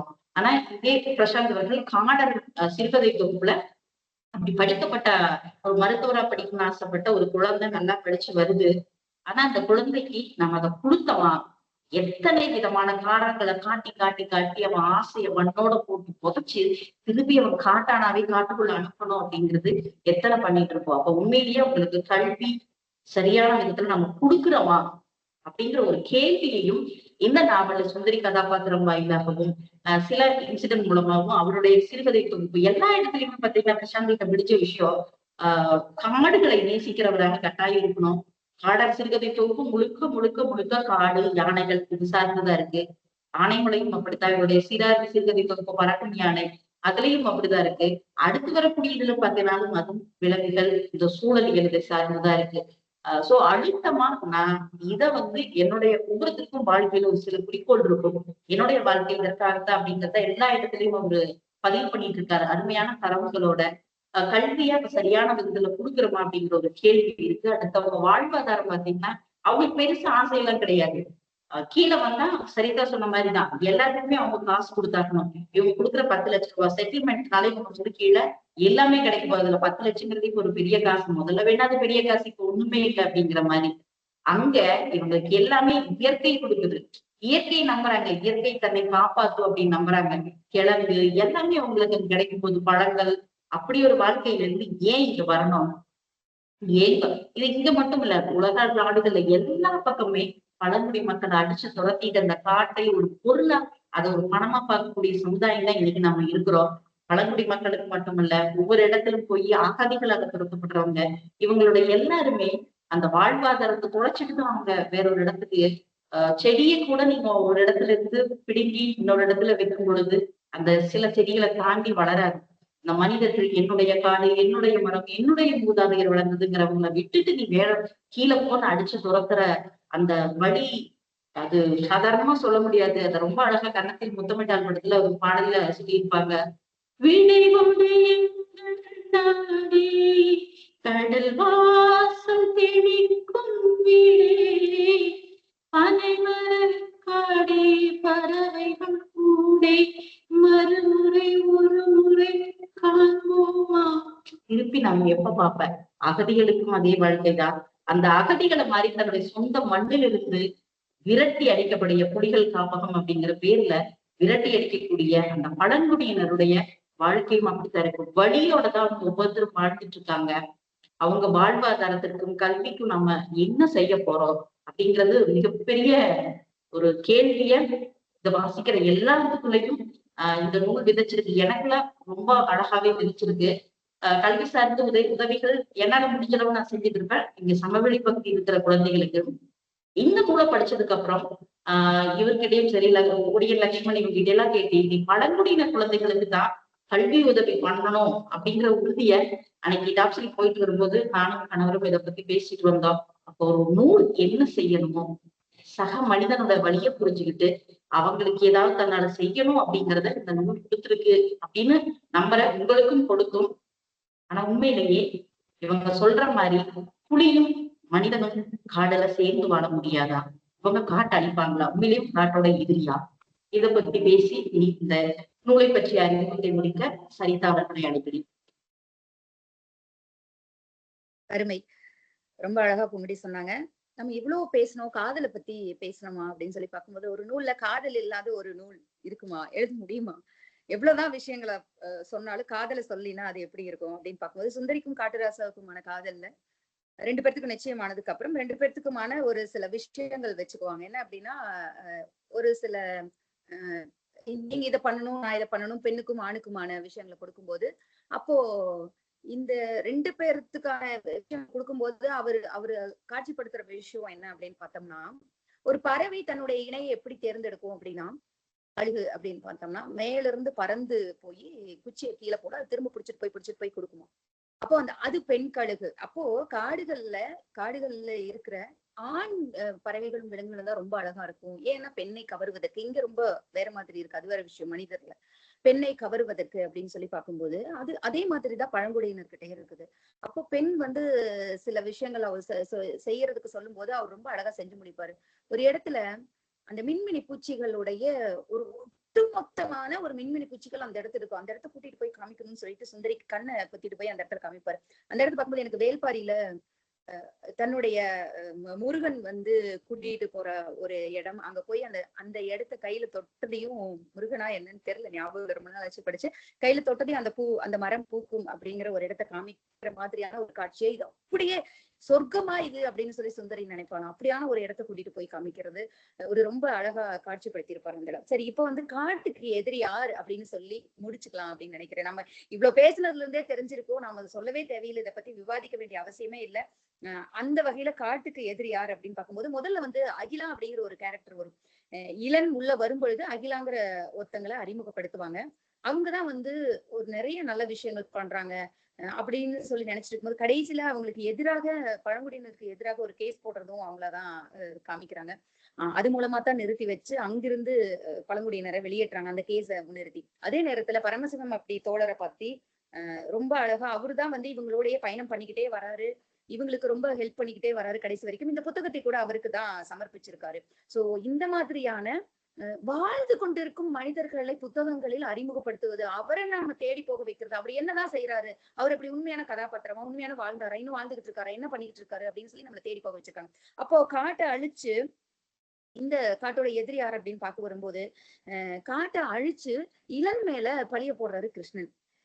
எவ்வளவுதான் கோபமாக இருந்தாலும் பழங்குடியினர் அந்த காட்டை அழிச்சுன்னா சந்தன மரம் இருக்கிற இடத்தெல்லாம் அழிச்சிருவார். அப்ப அழிச்சிட்டு இளன் மேல பழிய போட்டுதான் வேலையில இருந்து அவர் தூக்கணும்னு நினைக்கிறதுக்காக பண்றாரு. எவ்வளவுதான் கோபமா இருந்தாலும் பழங்குடியினர் காட்டை ஒருபோதும் தன் எதிரிக்காக கூட அழிக்க மாட்டாங்க அப்படிங்கிற ஒரு விஷயத்த நம்ம அங்க பாக்குறோம். அப்போ இந்த காசு மட்டும்தான் பிரதானமா இங்க பார்க்கப்படுது. ஏதாவது ஒண்ணு கேட்கும்போது அவங்க சொல்லுவாங்க, அவங்க 5 லட்சம் 4 லட்சம் கொடுத்து இந்த வேலைக்கு வந்திருக்காங்க, அதனால அவங்க அப்படி பண்றாங்க அப்படிங்கும் போது, இளன் வந்து நேர்மையான முறையில உள்ள வரும் பொழுது அவர் அந்த விஷயத்த செய்யல அப்படின்னு சொல்லி காட்சிப்படுத்துற மாதிரி அந்த இடம் இருக்கு.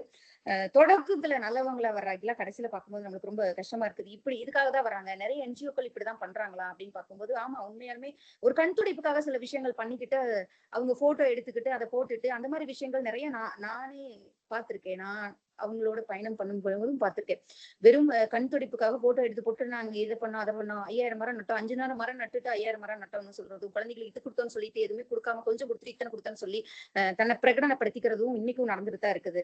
சோ அந்த மாதிரிதான் இது நம்ம பாக்குறோம். அப்போ இந்த வனவிலங்கு சட்டம் என்ன சொல்லுது, அந்த சட்டம் வந்து அந்த மக்கள் உள்ளிருக்கலாம்னு சொல்லுதா, இல்ல வெளியேற்றலாம்னு சொல்லுதா, இந்த புலிகள் காப்பகம் வந்தது மூலமா என்ன நடந்தது அப்படின்னு எல்லாத்தையும் நம்ம ஒட்டுமொத்தமா பார்க்கும்போது, யாரோ ஒரு சிலருடைய வாழ்க்கைக்காக, அவங்களுடைய பண ஆசைக்காக இந்த ஒட்டுமொத்த மக்களும் பழிவாங்கப்படுறாங்க. பூங்குடி முதலே சொன்ன மாதிரி இந்த புத்தகத்தோட அட்டைப்படம் எப்படி இருக்கு அப்படின்னு சொல்லி சொன்னாங்க இல்லையா, ஒரு ரோடு போட்டாவே போதும் காட்டை அழிச்சிடலாம் அப்படின்னு சொல்லிட்டு. அப்போ காட்டுக்குள்ள இங்க சமவெளியில வாழ்ற மக்கள் எதுக்காக உள்ள போறோம் பார்த்துங்களேன். அங்க இருக்கிறவங்க வெளியேற்றணும்னு நினைக்கிறாங்க, நம்ம ட்ரெக்கிங்னு உள்ள போறோம், டூரிஸ்ட்னு உள்ள போறோம், ஏதாவது ஒரு ரெசார்ட் கட்டுறோம், எல்லா விஷயத்துக்கும். அது இது எங்க இருந்து இந்த சட்டம் வந்துச்சு, இதெல்லாம் எப்படி அலோவ் பண்ணாங்க, அங்க போய் பண்ணாத ரகலையே கிடையாது.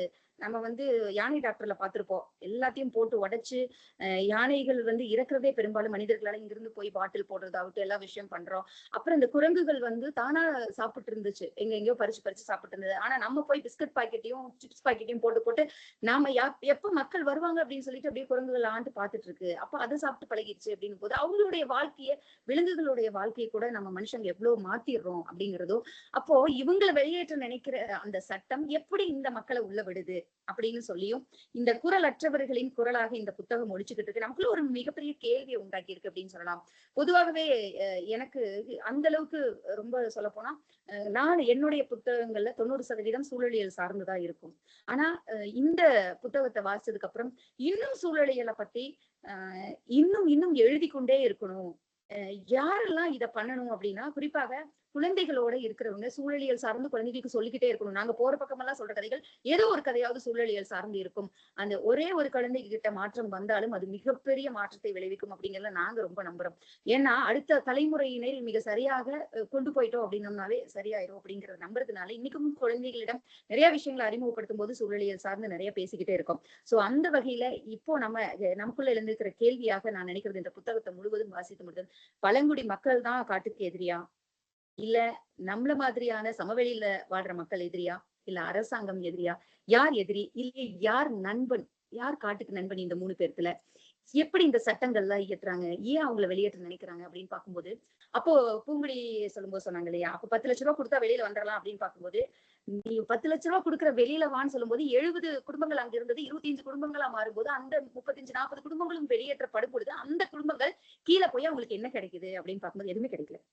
அணை கட்டுற இடம் இந்த இடத்துல வந்து இருந்துட்டீங்க, நீங்க இங்க இருக்கக்கூடாது, பிடபிள்யூடி இடம் இந்த இடம் இங்க வந்து இருக்கக்கூடாது அப்படின்னு சொல்லி ஒவ்வொரு இடமா விரட்டி அடிக்கப்பட்டு கடைசியாக அந்த பழனிசாமி அப்படிங்கிறவர் நினைக்கிறேன் அவர் வந்து தன்னுடைய குடும்பத்தோட மறுபடியும் மேல வர்றாரு.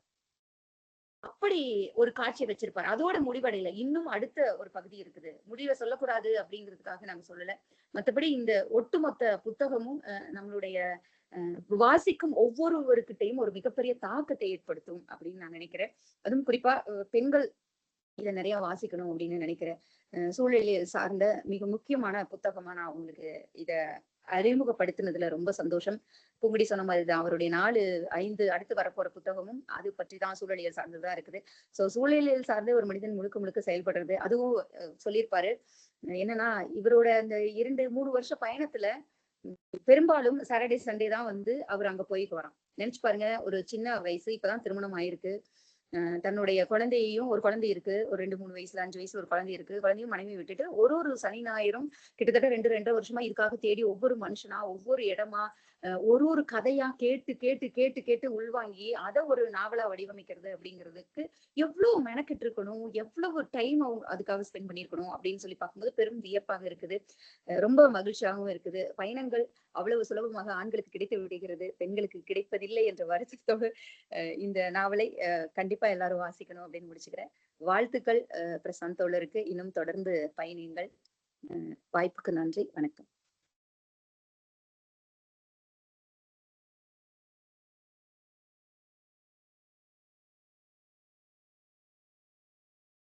சரிதா, பூங்குடி 2 பேரும் ரொம்ப அருமையா பேசினீங்க. 2 பேருமே வந்து ஒரு படைப்போட பார்வை வந்து ஒரு பெண்களின் பார்வை எப்பவும் தனித்துவமானதாக இருக்கும். அது 2 பேருமே கதை சொல்லிகள்ங்கும் போது இந்த ஒரு நூலறிமுகம் வந்து ரொம்ப வித்தியாசமானதாக ரொம்ப தனித்துவமானதாக அமைந்து விட்டது அப்படின்னு சொல்லலாம். நூலை வந்து ஒரு ஆராய்ச்சி கட்டுரையை சமர்ப்பித்தது போல 2 பேரும் வந்து அலசி வந்து ஆராய்ந்து வந்து நம்ம கிட்ட உள்ள அந்த நூலில் உள்ள முக்கியமான கருத்துக்கள் அனைத்தையுமே நம்ம கிட்ட பகிர்ந்துக்கிட்டாங்க. மற்ற வாசகர்கள் கவனிக்க தவறியதை கூட வந்து சரிதாவும் பூங்குடியும் வந்து ரொம்ப அழகா நமக்கு கடத்திட்டாங்க. அதில் உள்ள அந்த பெண்ணிய பார்வை என்னை ரொம்ப கவர்ந்தது. ஒரு சமவெளியில் உள்ள பெண்களின் வாழ்வியல் சுதந்திரத்திற்கும் ஒரு பழங்குடியினரின் பெண்களின் சுதந்திரத்திற்கும் உள்ள அந்த வித்தியாசம் பற்றி பேசினது, அதில் உள்ள அந்த பெண்ணிய பார்வை வந்து ரொம்ப அழகா வந்து எடுத்து சொன்னாங்க. அடுத்ததாக அந்த பாடல்கள், ஒரு நூலை பற்றிய ஒரு நூலறிமுகத்தில் அந்த நூலில் வரும் பாடல்களை பாடி ஒரு நூலறிமுகம் வந்து ஒரு வாசிப்பு அனுபவத்தை பகிர்ந்து கொண்டது வந்து நான் முதல் முறையாக கேட்கிறேன். அதனால எல்லா வகையிலும் ஒரு வித்தியாசமான தனித்துவமான ஒரு நூலறிமுகமாக இந்த ஆனைமலை நாவலை பற்றிய ஒரு நூலறிமுகம் அமைந்துவிட்டது. அடுத்ததாக இந்த இவர்கள் பேசினதை வந்து இவங்களோட வாசிப்பு அனுபவத்தை கேட்டவங்க, இனி கேட்கிறவங்க இந்த நாவலை வாசிக்கலனாலும் இதை தேடி வாங்கி வாசிக்கும் ஒரு ஆர்வத்தை வந்து 2 பேரும் வந்து தூண்டி விட்டுருக்காங்க வாசகர்களுக்கு. அதற்காக சரிதா ஜோவிற்கும் பூங்குடி பாலமுருகனுக்கும் என்னுடைய மனம் நிறைந்த நன்றிகள். அடுத்ததாக இந்த நாவல் பேசும் அரசியல், இந்த சூழலியல் சம்பந்தமான இந்த நாவல் பேசும் அரசியல் வந்து முக்கியமானது. அது யாருக்கு எதிரானது, யாருக்கு எதிராக இது பேசுகிறது அப்படிங்கிறது வந்து ரொம்ப முக்கியம். அப்படிப்பட்ட ஒரு சென்சிட்டிவான ஒரு விஷயத்தை வந்து எடுத்ததுக்கு, கதைக்களமாக எடுத்ததுக்கு முதலில் எழுத்தாளர் பிரசாந்த் வே அவர்களுக்கு வந்து நான் பாராட்டுறேன். அவரோட தைரியத்தை நான் பாராட்டுறேன். அடுத்து சூழலியல் மீதான அவருடைய அக்கறையை வந்து நான் மெச்சுகிறேன். இப்படி ஒரு சூழலியல் சம்பந்தமான ஒரு பழங்குடியினருக்கு ஒரு ஆதரவான ஒரு நாவலை கொண்டு வந்ததற்கு என்னுடைய அன்பும் வாழ்த்துக்களும். இன்னும் நிறைய வந்து விருதுகள் வந்து பிரசாந்த் வே பெறணும். இந்த நூலறிமுகம் குறித்த ஏற்புரையை வழங்க எழுத்தாளர் பிரசாந்த் வே அவர்களை அழைக்கிறேன்.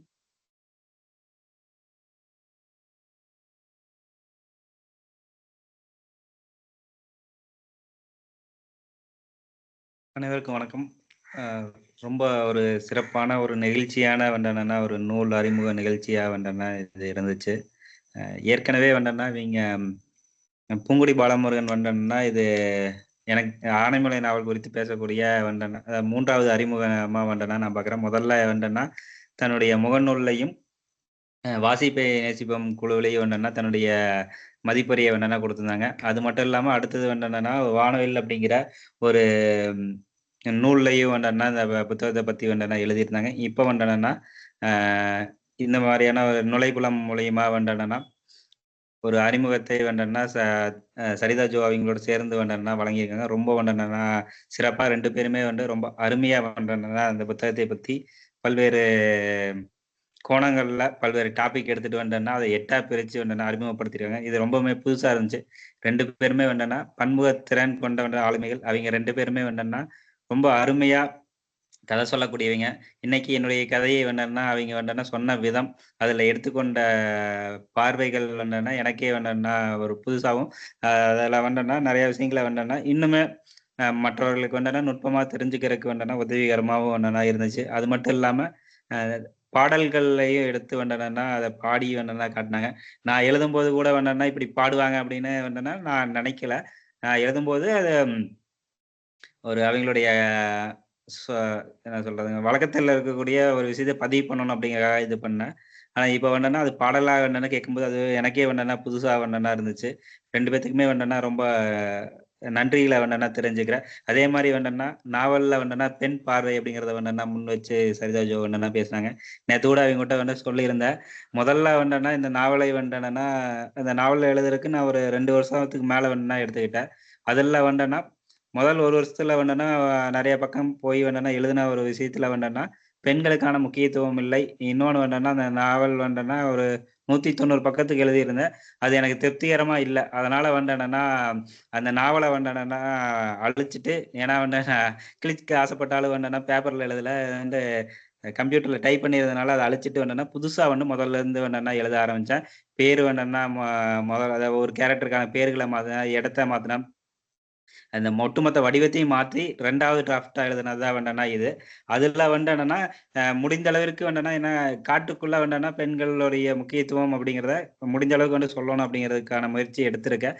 அதுல ஓரளவுக்கு வேண்டனா நான் சொல்லியிருக்கேன் அப்படின்னு சொல்லி நம்புறேன். ஆனாலுமே வேண்டனா இன்னுமே முழுமையா வேண்டனா நான் நினைச்ச அளவுக்கு சொல்ல முடியல. ஏன்னா இதற்கான இது இந்த ஸ்பேஸ்ல என்னால இவ்வளவுதான் சொல்ல முடிஞ்சுச்சு. உதாரணத்துக்கு யாழினி அப்படிங்கிற ஒரு கேரக்டர் வரும். அதாவது இளனுடைய மனைவியா வருவாங்க. அவங்கள பத்திலாம் பெருசா பேச முடியல. ஏன்னா இது முழுக்க மலை, மலையை ஒட்டி இருக்கக்கூடிய அந்த ஆனைமலை அதை ஒட்டி மட்டுமே அந்த களத்திற்குள் மட்டுமே இந்த கதை பயமாகணும் அப்படிங்கிறது நான் எடுத்துக்கிட்டதுனால அதை பத்திலாம் பெருசா பேச முடியல. அதனால அந்த வானமா மூலியமாவும் அதே மாதிரி சுந்தரி மூலியமாவும் எவ்வளவு முடியுமோ அவ்வளவு தூரம் பெண்களுடைய வாழ்க்கையை சொல்லியிருக்கேன். ஆனா உண்மையை சொல்லணும்னா இதுவே எனக்கு போதுமானதா இல்ல. இன்னுமே வேற யாராவது இத பண்ணணும் அப்படிங்கிறதையும் நான் பதிவு பண்ணியிருக்கேன். 2 பேருமே ரொம்ப அருமையா தங்களுடைய கருத்துக்கள முன் வச்சாங்க. அந்த கதைய விளக்குன விதமாகட்டும், அதை 8 டாபிக்கா பிரிச்சு பேசின விதமாகட்டும், ரொம்பவுமே சிறப்பா இருந்துச்சு. ரொம்ப எனக்கு என்னுடைய மனதிற்கு ஒரு நெகிழ்ச்சியான ஒரு நிகழ்ச்சியா இத பார்க்குறேன். அதே மாரி இந்த கதையை எழுதுவதற்கான முரண் எல்லாம் அதுக்கான நாட் எங்கிருந்து வந்துச்சுன்னா, நீங்க காடுகளுக்குள்ள இருக்கக்கூடிய மக்கள வெளிய அனுப்பணும் அப்படின்னு சொல்லி புலிகள் காப்பகம் இல்ல பல்வேறு முயற்சிகள் மூலியமா அரசாங்கம் பண்ணிட்டு இருக்கு. அதே சமயத்துல இன்னொரு பக்கம் என்னன்னா, அ சுற்றுலா பயணிகள உள்ள அனுமதிச்சுட்டே இருக்காங்க அதிக அளவுல. இந்த முரண் அதாவது இந்த காட்டில் என்னன்னா, அ மனிதர்களும், விலங்குகளும் ஒண்ணா வாழ முடியாது அப்படின்னு சொல்றாங்களோ, அதே காட்டுல இப்ப சுற்றுலா பயணிகள் அதிகமா போறாங்க. அந்த முரண் தான் இந்த ஒட்டுமொத்த நாவலுக்குமான ஒரு கருவா நான் எடுத்துக்கிட்டேன். அத என்னால முடிஞ்ச அளவுக்கு சரியா நான் சொல்லியிருக்கேன் அப்படின்னு சொல்லி நம்புறேன். அதே மாரி இந்த நாவல்ல ஒரு விஷயத்த நான் பதிவிடுறேன். இதுல பார்த்த அதாவது இந்த நாவல்ல குறிப்பிட்டு இருக்கக்கூடிய இல்ல சொல்லப்பட்டதுல 90% எல்லாமே உண்மை. உண்மை சம்பவங்கள தான் பெரும்பாலும் நான் எடுத்திருக்கேன். ரொம்ப இன்னும் எளிமையா சொல்லணும் அப்படின்னா, உண்மை அப்படிங்கிறத பூக்களாவும், புனைவு அப்படிங்கிறத நாராவும் நீங்க எடுத்துக்கிட்டீங்க அப்படின்னா, 90% பூக்கள எடுத்துக்கிட்டு 10% புனைவு அப்படிங்கிற நார பயன்படுத்தி ஒரு மாலையா இந்த நாவல கட்டமைச்சிருக்கேன் அப்படின்னு தான் நான் சொல்லணும்.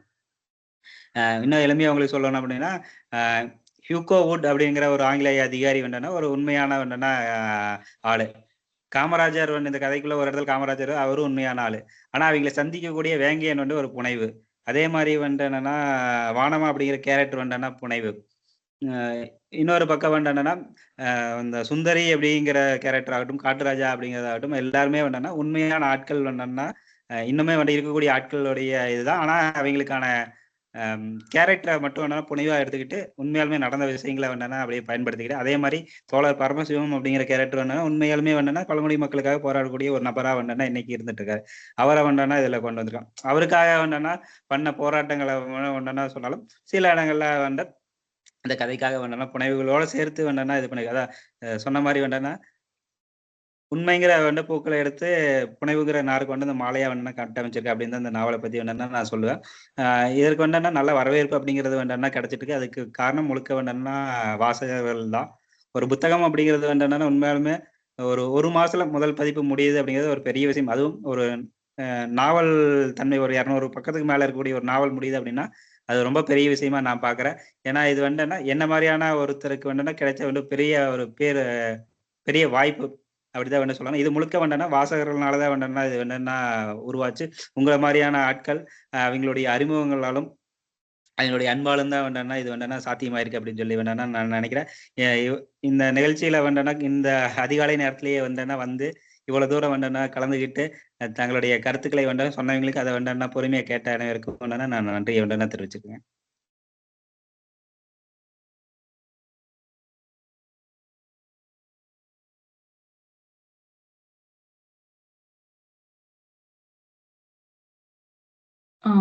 உங்களுடைய ஏற்புரையை உங்களுடைய கருத்துக்களை பகிர்ந்து கொண்டதற்கு மிக்க நன்றி பிரசாந்த்.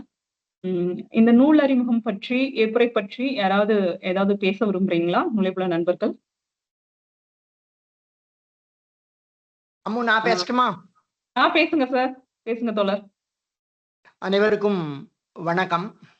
எதுக்கு முதல்ல வந்துட்டேன்னா சொல்ல விஷயங்கள் மறந்துடும், இன்னொன்னு ரிப்பீட் ஆயிடும்.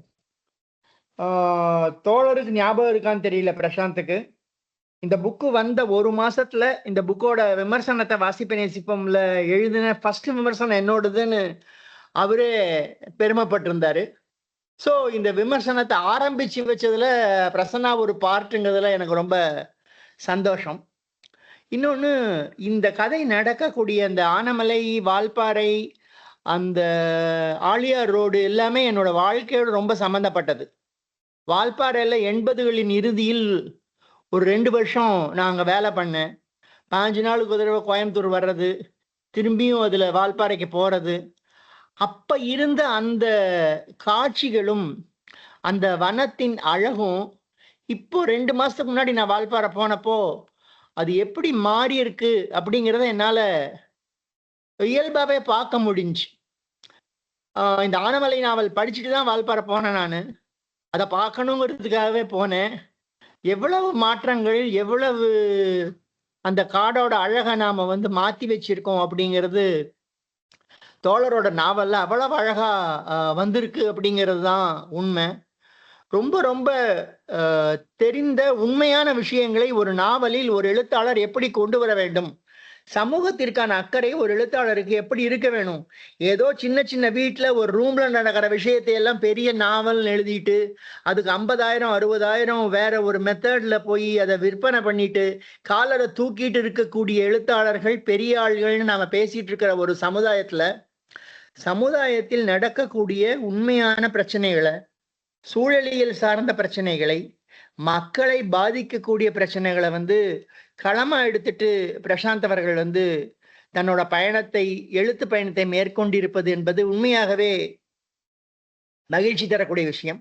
அவரோட அந்த கார்டன் மூலமா தான் எனக்கு அவர் அறிமுகம். தாமுக அறிமுக கூட்டமெல்லாம் இங்க கோயம்புத்தூர்ல நடந்துச்சு. அதோட சிறுகதைகளோட களத்தை படிச்சுட்டு ஒரு நாள் ஃபுல்லா உட்காந்துருந்தேன், எப்படி இப்படி களங்கள் அவருக்கு கிடைக்குது அப்படின்ட்டு. ஆனமலை படிக்கிறப்ப இன்னும் ரொம்ப சந்தோஷமானது. தோழர் அழகான ஒரு பயணத்துல இருக்காரு. நிருபர் அப்படிங்கிறது அவருக்கு இன்னும் ஒரு அட்வான்டேஜ். நிறைய மக்களை சந்திக்கலாம், நிறைய விஷயங்களை எழுதலாம். அவர் இந்த கதையின் மூலமாக ஒரு பெரிய உயரத்தை தொற்றிருக்காரு. உயரமான இடத்தில் நடக்கக்கூடிய கதைகளை பற்றி உயரமான ஒரு சிகரங்களுக்கு இவர் சென்றிருக்கிறார் அப்படிங்கிறது தான் நான் நினைக்கிறேன். ஒரு 1000 பக்கத்துல எழுதக்கூடிய ஒரு நாவலை ரொம்ப குறுக்கி சிறுக்கி எல்லா விஷயங்களையும் சேர்த்து அவர் எழுதியிருக்காரு அப்படிங்கிறது பெரிய விஷயம். இதுல தோழர் அல்லது சரிதா யாராவது சொல்ல வேண்டியது, எனக்கு அந்த விஷயம் மறந்துருச்சு. ஆனா ஒரு விஷயம் மட்டும் ஞாபகம் இருக்கு. ஒரு நெல்லிக்காய் எடுத்துட்டு போறது எப்படி புலிகளோட எண்ணிக்கையை குறைக்கும் அப்படிங்கிறது அந்த கதையில சொல்லியிருப்பார்.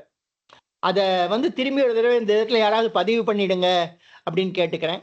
மற்றபடி அவர்களுடைய அந்த மனவியல் முறை, அவர்களுடைய அந்த பழங்குடி மக்களின் வாழ்வியல், இந்த விஷயங்கள் அவர் நிறைய நல்லா தொற்றுக்காரு. எல்லாரும் கண்டிப்பா படிக்க வேண்டிய நாவல், இன்னும் நிறைய விருதுகளுக்கு உரித்தான நாவல் என்று கூறி வாய்ப்பளித்த நுழைவலத்துக்கு நன்றி கூறி விடைபெறுகிறேன். வணக்கம்.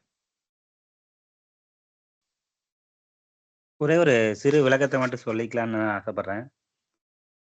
என்னன்னா நெல்லிக்காயை பத்தி என்னன்னு சொல்லியிருந்தாரு. அது உண்மையாலுமே என்னன்னா அது நான் எழுதின நோக்கத்திற்கு மாறா வந்து அது நிறைய பேர்த்தினால தவறுதலா புரியப்பட்டு வருது.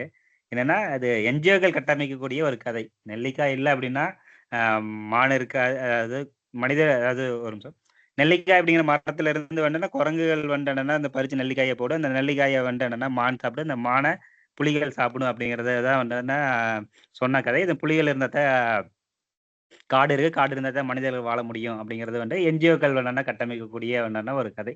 ஆனா அதுவும் ஒரு வகையில உண்மைதான். இருந்தாலும் என்னன்னா அது 100% என்னன்னா அந்த பழங்குடிகள் நெல்லிக்காய் எடுக்கிறதுனால அந்த புலி அழிஞ்சிரும் அப்படிங்கிறது வேணா உண்மை கிடையாது.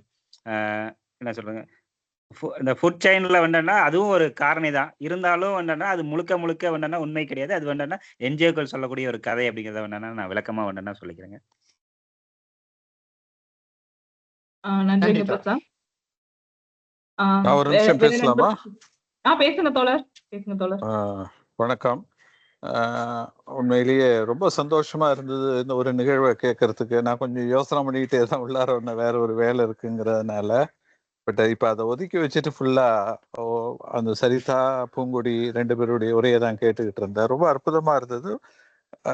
ஒரு ஒரு புது கோணம், புதிய முயற்சி, ரொம்ப அற்புதமா இந்த புத்தகத்தை பேசினாங்க. எனக்கு ரொம்ப அக்கறை உண்டு இந்த சூழலியல் சார்ந்த விஷயங்களை பத்தி பேசணும். ஏன்னா இந்த டிவியில நம்ம பார்ப்போம் இல்லையா, யானை வீட்டுக்குள்ளார வந்துடுச்சு, சிறுத்தை வந்துடுச்சு, யானையெல்லாம் வராம பார்க்கணும் அப்படின்னு சொல்லிட்டு எல்லாரும் கம்ப்ளைண்ட் பண்ணுவாங்க. போலீஸ் ஸ்டேஷன் போறது, ஜிஎம் இவர மேஜிஸ்ட்ரேட்டை முற்றுகிடுறது அப்படிங்கிற பல விஷயங்கள் பார்க்கும்போது அவங்களுடைய இடத்தை, அவங்களுடைய வசிப்பிடங்களை மனிதர்கள் ஆக்குபை பண்ணிட்டு அவங்களையெல்லாம் வெளில துரத்துற நிலை தான் ஏற்பட்டிருக்கு. இதுக்கு என்ன மாற்று, என்ன செய்ய முடியும் அப்படிங்கிற ஒரு பல விஷயங்களை பத்தி யோசிச்சுட்டு இருப்பேன். இன்னைக்கு இந்த புத்தகத்தை கேட்கும் போது இந்த மாதிரி விஷயங்களை எடுத்து பேசக்கூடிய மனிதர்களை வந்து இன்னும் அதிகப்படுத்தணும், அவங்களுடைய பரப்பை விரிவுபடுத்தணும் அப்படிங்கிற ஒரு நோக்கத்துல செய்யக்கூடிய இந்த முயற்சியை பாராட்டணும் அப்படின்னு நினைச்சேன். அதனாலதான் நான் இதை பேசணும்னு நினைச்சு பேசுறேன். தோழர் பிரசாந்துக்கு என்னுடைய வாழ்த்துக்கள், அன்பான வாழ்த்துக்கள். ரொம்ப சிரமப்பட்டு இந்த புத்தகத்தை எழுதியிருக்காரு. இன்னும் நான் முழுமையா வாசிக்கிறேன், வாசிச்சுட்டு பேசலாம். நீங்க 2 பேரும் ரொம்ப அழகா பேசுறீங்க, பூங்கொடியும் சரிதாவும். வாழ்த்துக்கள். மிக்க நன்றி தோழர். வேற யாராவது நண்பர்கள் பேசுறீங்களா? நான் பேசட்டுமா? அனிதா பேசுங்க. அனிதா. எல்லாருக்கும் வணக்கம். எழுத்தாளருக்கு என்னுடைய வணக்கம். சரிதாவும் பூங்கொடியும் கலக்கிட்டாங்க அப்படின்னு சொல்லலாம். இவங்க காடு பத்தி பேசும்போது எனக்கும் காட்டுக்கும் கூட ஒரு தொடர்பு இருக்கு. நான் பிறந்து வளர்ந்ததெல்லாம் மூணார் தான். 30 வருஷத்துக்கு முன்னாடி இருந்த மூணார் இப்ப இல்ல. பிரசன்னா அண்ணா சொன்னாரு, நான் போய் இடையில பார்த்தேன், ரொம்ப கஷ்டமா இருந்ததுன்னு. அதே மாதிரிதான் இவங்க பூங்குடி முதல்ல சொன்னாங்க இல்லையா, ஒரு காடை அழிக்கிறதுக்கு ஒரு ரோடு போட்டா போதும், காடு அழிஞ்சிடும் அப்படின்னு. அதே மாதிரிதான் ஒரு இடத்த வந்து அழகா இருக்குன்னு சொல்லிட்டு அதை வந்து சுற்றுலாத்தலம் ஆக்கினோம்னா அப்பவும் காடு அழியத்தான் செய்யும். அதுக்கான எடுத்துக்காட்டு என் கண்ணு முன்னாடி இருக்கிற எடுத்துக்காட்டு நான் பிறந்து வளர்ந்த அந்த மூணார் தான். 30 வருஷத்துக்கு முன்னாடி இருந்தது. இப்ப போய் பாத்தீங்கன்னா வெறும் கட்டடங்களா தான் இருக்கும். காடு இருக்கா, தேயிலை தோட்டம் இருக்கா அப்படின்னு கேட்டா அதெல்லாமே அழிஞ்சு போயிடுச்சு. ரொம்ப வருத்தமா பார்த்துட்டு தான் நான் வந்தேன். அந்த இடத்த பார்த்து எனக்கு அழுகியும் கூட தான் வந்துச்சு. அதனால இப்ப இவங்க பேசும்போது அந்த எனக்கு சொல்ல முடியல அந்த உணர்வுகளை. ஏன்னா அந்த காட்டுக்குள்ள வாழ்ந்தவங்களுக்கு தான் அதோட அருமை தெரியும். அதனால இந்த புத்தகம் வந்து படிக்க இவங்க சொல்ல எனக்கு வேற என்னமோ மாதிரி ஆயிடுச்சு. ரொம்ப அருமையா பேசினாங்க பூங்கொடியும் சரிதாவும். அளவுக்கு மீறி பேச முடியல, ஏன்னா ரொம்ப உணர்வா இருக்கேன் நானு. நன்றி. மிக்க நன்றி அனிதா. உண்மையிலே அதுக்குள்ள வாழ்ந்துட்டு அதோட மாற்றங்களை பார்த்த உங்களை மாதிரி ஆட்களோட இந்த பதிவு வந்து ரொம்ப முக்கியமானது. மிக்க நன்றி. வேற யாரும் நண்பர்கள்? ஒரு நிமிஷம் சொல்லுங்க தோழர். நான் வந்து பூங்கொடி சரிதாவை பத்தி பேசாம விட்டேன். 2 பேர் தனியா வந்தாலே கலக்கிறவங்க, கதை சொல்றதுல வந்து எக்ஸ்பர்ட்ஸ். 2 பேரும் சேர்ந்து பேசுறாங்களே, 2 பேரும் எப்படி ரிப்பீட் பண்ணாம பேச போறாங்கன்னு ஒரு ஆவல்ல இருந்தேன். ஆனா 2 பேரும் ரொம்ப கோஆர்டினேட் பண்ணி பிளான் பண்ணி ஒருத்தர் பேசுற விஷயத்த இன்னொருத்தர் பேசாம அத ஒரு ஒன்றிணைஞ்சு பண்ணாங்க பாருங்க. அதுக்கு பெரிய ஹேட்ஸ் ஆஃப். தேங்க்யூ பூங்கொடி, தேங்க்யூ சரிதா. நன்றி தோழர். தேங்க்யூ அண்ணா. தேங்க்யூ அண்ணா. தேங்க்யூ அண்ணா. வேற யாராவது நண்பர்கள் பேசுறீங்களா? கவிதா பேசுங்க கவிதா. வணக்கம்.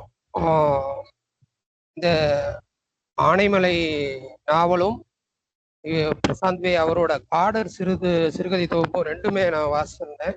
இதுல ஆனைமலை நாவல் வந்து நானும் என்னோட வாசிப்பு நேசிப்பவங்க குழுவில் உள்ள சுனிதாக்காவும் கூட்டு வாசிப்பேன். நாங்க 2 பேரும் ஒரேடியா வாசிச்சு ஒரே நேரத்துல பதிவு போட்டிருந்தோம். ரொம்ப நெருக்கமான நாவல் வந்து ஆனைமலை.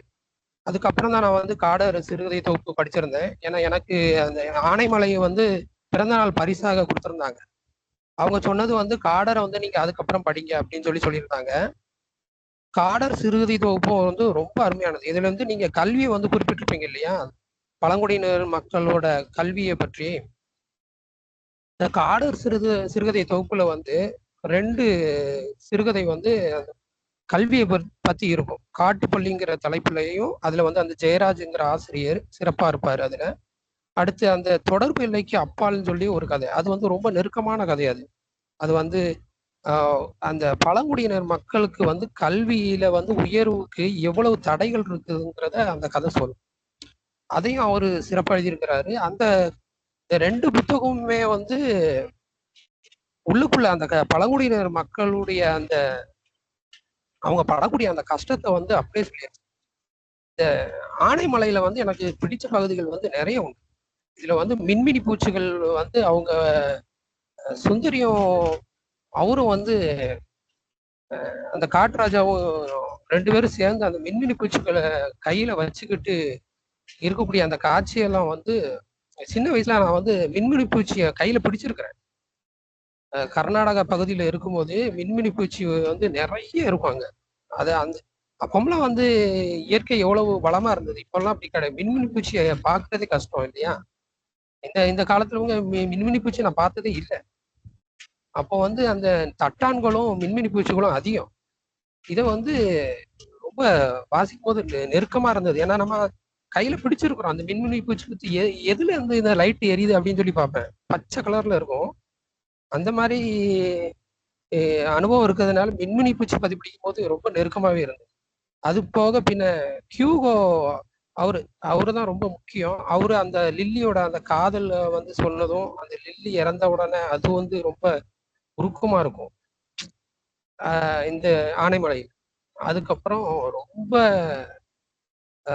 மனம் சங்கடப்பட்ட இடம் வந்து சுந்தரியோட மரணம் தான். அது கடைசியா கதிர் அவர் கேட்டிருந்தாரு, நீங்க வாசிச்ச நாவல்ல வந்து உங்களை பாதிச்ச அந்த சம்பவங்களை பத்தி கேட்டிருந்தாரு. அதுல வந்து நான் வந்து சுந்தரி என்னைய சமீபத்துல வாசிச்ச ஆனைமலையில இருந்து சுந்தரியோட மரணம் தான் ரொம்ப பாதிச்சதுன்னு சொல்லியிருந்தேன். அது நெருக்கமானது. பின்ன முக்கியமா நானும் வந்து திருநெல்வேலியில் உள்ள மாஞ்சோலை எஸ்டேட், நிறைய பேருக்கு இப்பதான் தெரிய வந்திருக்குது அந்த மாஞ்சோலை எஸ்டேட். அதுவும் வந்து 1928 வந்து ஆங்கிலேயர்கள் வந்து தேயிலை தோட்டமா மாத்தினது. அது வந்து குத்தகைக்கு விட்டுருந்தாங்க. 99 வருட குத்தகை. அது இப்பதான் 2028 தான் முடியுது அது அந்த குத்தகை. ஆனா அதுக்கு முன்னாடியே வந்து மக்களை எல்லாத்தையும் வெளியேற்றியாச்சு. நிறைய அதை பத்தி கேஸ் போய்கிட்டே இருக்குது, இன்னும் முடியல. அதனால அங்குள்ள மக்கள் எப்படி அந்த தேயிலை பறிக்கிறதுக்கு காலையில போறாங்க, அலாரம் அடிக்கும், காலையில போறாங்க, போய் அவங்க அந்த 10 மணிக்கு டீ, அதுக்கப்புறம் வந்து அந்த இருக்கக்கூடிய அந்த மேனேஜர் கவனிக்கக்கூடியது, அவங்க ஏறி இறங்குறது, தேயிலை பறிக்கிறது, அட்டை கடிக்கிறது, இதெல்லாம் வந்து எங்க வீட்டிலே வந்து எங்க அம்மா எல்லாம் அனுபவிச்சிருக்கு இதை. பின்ன ரெட்டி படிச்சவங்களுக்கு முக்கியமா தெரிஞ்சிருக்கும் நிறைய விஷயங்கள். இதெல்லாம் வந்து ஆனைமலை படிக்கும்போது ஞாபகத்துக்கு வருது.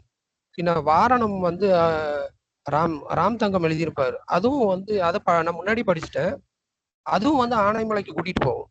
அதே மாதிரி இதுவும் வந்து வளன் அந்த இளன் இளன் இளன் கூட சேர்ந்து நம்மளும் பயணிக்கிறோம் ஆனைமலையில. இந்த பழங்குடி மக்களுடைய அந்த வாழ்க்கைய வந்து சிறப்பா எழுதியிருக்கிறாரு பிரசாந்த் வே. அவருக்கு நான் வந்து தனிப்பட்ட விதத்துல மெசேஜ் எல்லாம் பண்ணியிருந்தேன். அவரு இந்த அவார்டும் கூட கிடைச்சது, இப்போ சமீபத்துல கிடைச்சது. அதுவும் வந்து எனக்கு ரொம்ப மகிழ்ச்சிக்குரியது. ரொம்ப நெருக்கமான நாவல். நிறைய விஷயங்கள் சொல்லியிருந்தாரு. இயற்கையை பத்தி படிக்கும் போதே ரொம்ப சந்தோஷமா இருக்கும். அத வந்து ஒவ்வொரு நாவல்களை அனுபவிக்கிறோம். வாரணத்துல அனுபவிச்ச மாதிரி இதுலயும் வந்து ரொம்ப அனுபவிக்க வச்சாரு பிரசாந்த் வே. 2-3 நூல்கள் தான் எழுதியிருக்கிறாரு. ஆனா இவர் தொடர்ந்து எழுதணும், ரொம்ப ஆய்வு செஞ்சு எழுதியிருக்கிறாரு. 2 பேரும் பேசின சரிதா அவர்களும் பூங்குடி அவர்களும் வந்து பாட்டு பாடி பாட்டெல்லாம் கலக்கல்ங்க. ரொம்ப அருமையா பாட்டு பாடி, அதுவும் வந்து நான் வந்து நீங்க ஃபர்ஸ்ட் பேசுவீங்க, அதுக்கப்புறம் அவங்க பேசுவாங்கன்னு நினைச்சேன். ஆனா நீங்க முன்னாடியே பிளான் பண்ணி நீங்க ஒரு பகுதி, அவங்க ஒரு பகுதி, அவங்க ஒரு பகுதி, நீங்க ஒரு பகுதின்னு சொன்ன விதம் வந்து ரொம்ப சிறப்பா இருந்தது. நிகழ்ச்சிய ரொம்ப அருமையா நடத்திருக்கீங்க. வாழ்த்துக்கள் 2 பேருக்கும். ஆனைமலை நாவல் வந்து நிறைய பேர் படிப்பாங்க கண்டிப்பா. ஏன்னா எங்களோட பதிவை பார்த்துட்டே வந்து நிறைய பேர் கேட்டிருந்தாங்க. யாராவது வந்து நல்ல நாவல் சொல்லுங்க அப்படின்னா, நாங்க சொல்லக்கூடிய ஒரு நல்ல நாவல்கள்ல ஆனைமலையும் கண்டிப்பா இருக்கும். அது கூட சேர்ந்து காடர் சிறுகதை தொகுப்பும் இருக்கும் கண்டிப்பா. இன்னும் நிறைய பேர் வாசிக்கிறதுக்கு வாய்ப்புகள் அதிகம் இருக்கு. இந்த இந்த நிகழ்வையும் வந்து ஷேர் பண்ணும்போது அதையும் பார்த்துட்டு நிறைய பேரும் படிக்கிறதுக்கு வாய்ப்பு இருக்கு. இயற்கை சார்ந்ததுங்கிறது கூடுதல் சிறப்பு. நன்றி. உங்களுடைய கருத்துக்களை பகிர்ந்து கொண்டதற்கு மிக்க நன்றி தோழர். வேறு ஏதாவது நண்பர்கள் பேசுறீங்களா? நான் பேசுறேன். சொல்லுங்க பாலா தோழர். வணக்கம் அனைவருக்கும். இன்னைக்கு ரொம்ப வித்தியாசமான ரொம்ப அருமையான ஒரு நிகழ்ச்சி தான். எல்லாரும் சொன்ன மாதிரி பூங்குடியும் சரிதாவும் நமக்கு தெரியும் நல்லா கதை சொல்லிகள்.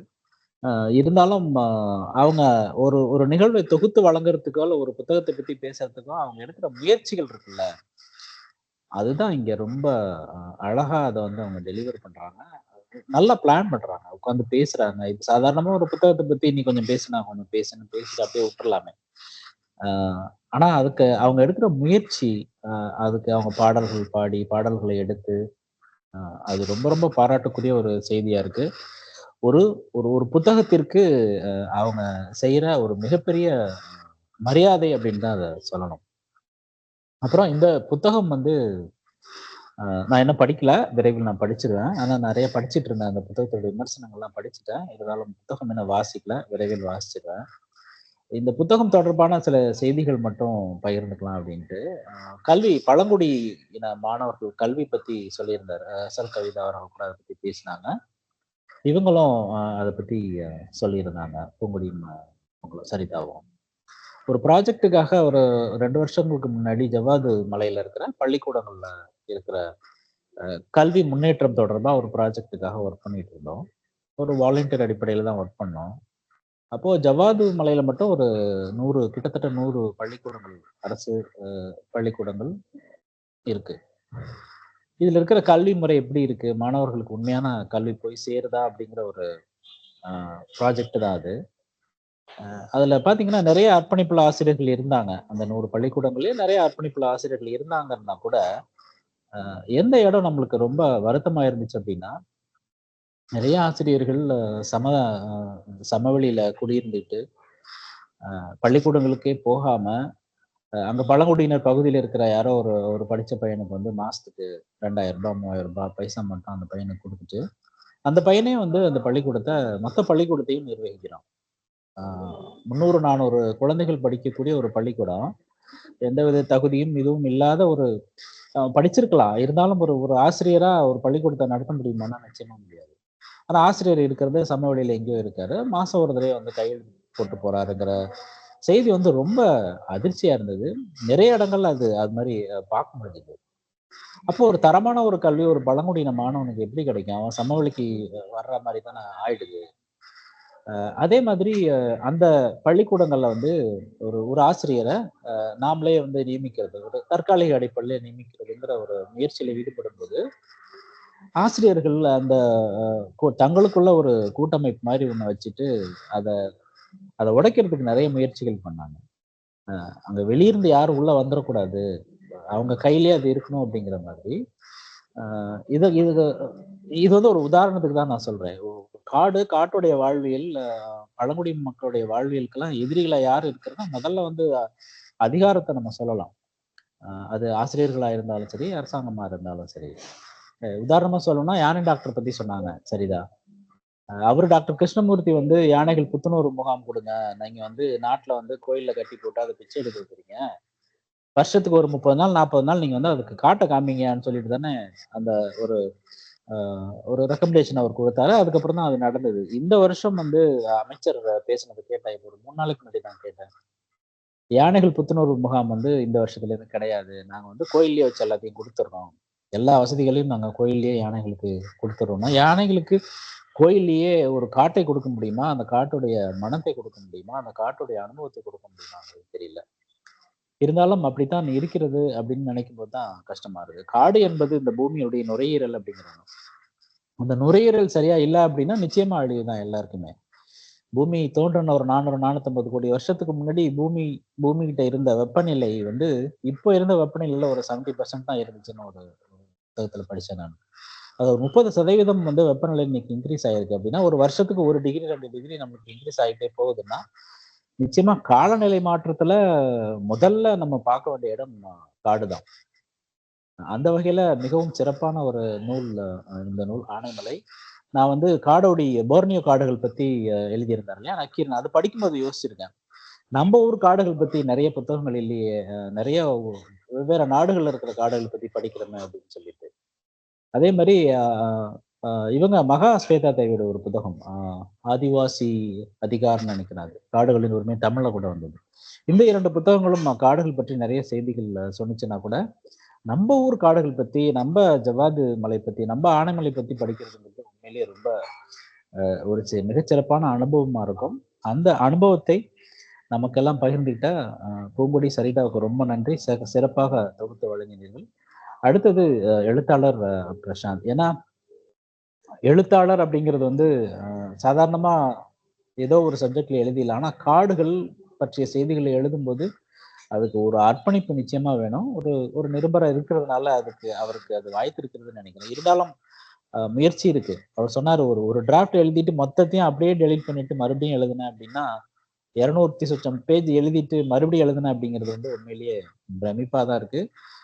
இந்த புத்தகம் நிறைய திறப்புகளை இன்றைக்கு கொடுத்திருக்கிறது தான் சொல்லணும். நிச்சயமாக வாசிச்சுட்டு மறுபடியும் பேசுவோம். எழுத்தாளருக்கு வாழ்த்துக்கள். தொகுத்து வழங்கின அம்முரா அவர்களுக்கும் வாழ்த்துக்கள். சிறப்பு. நன்றி.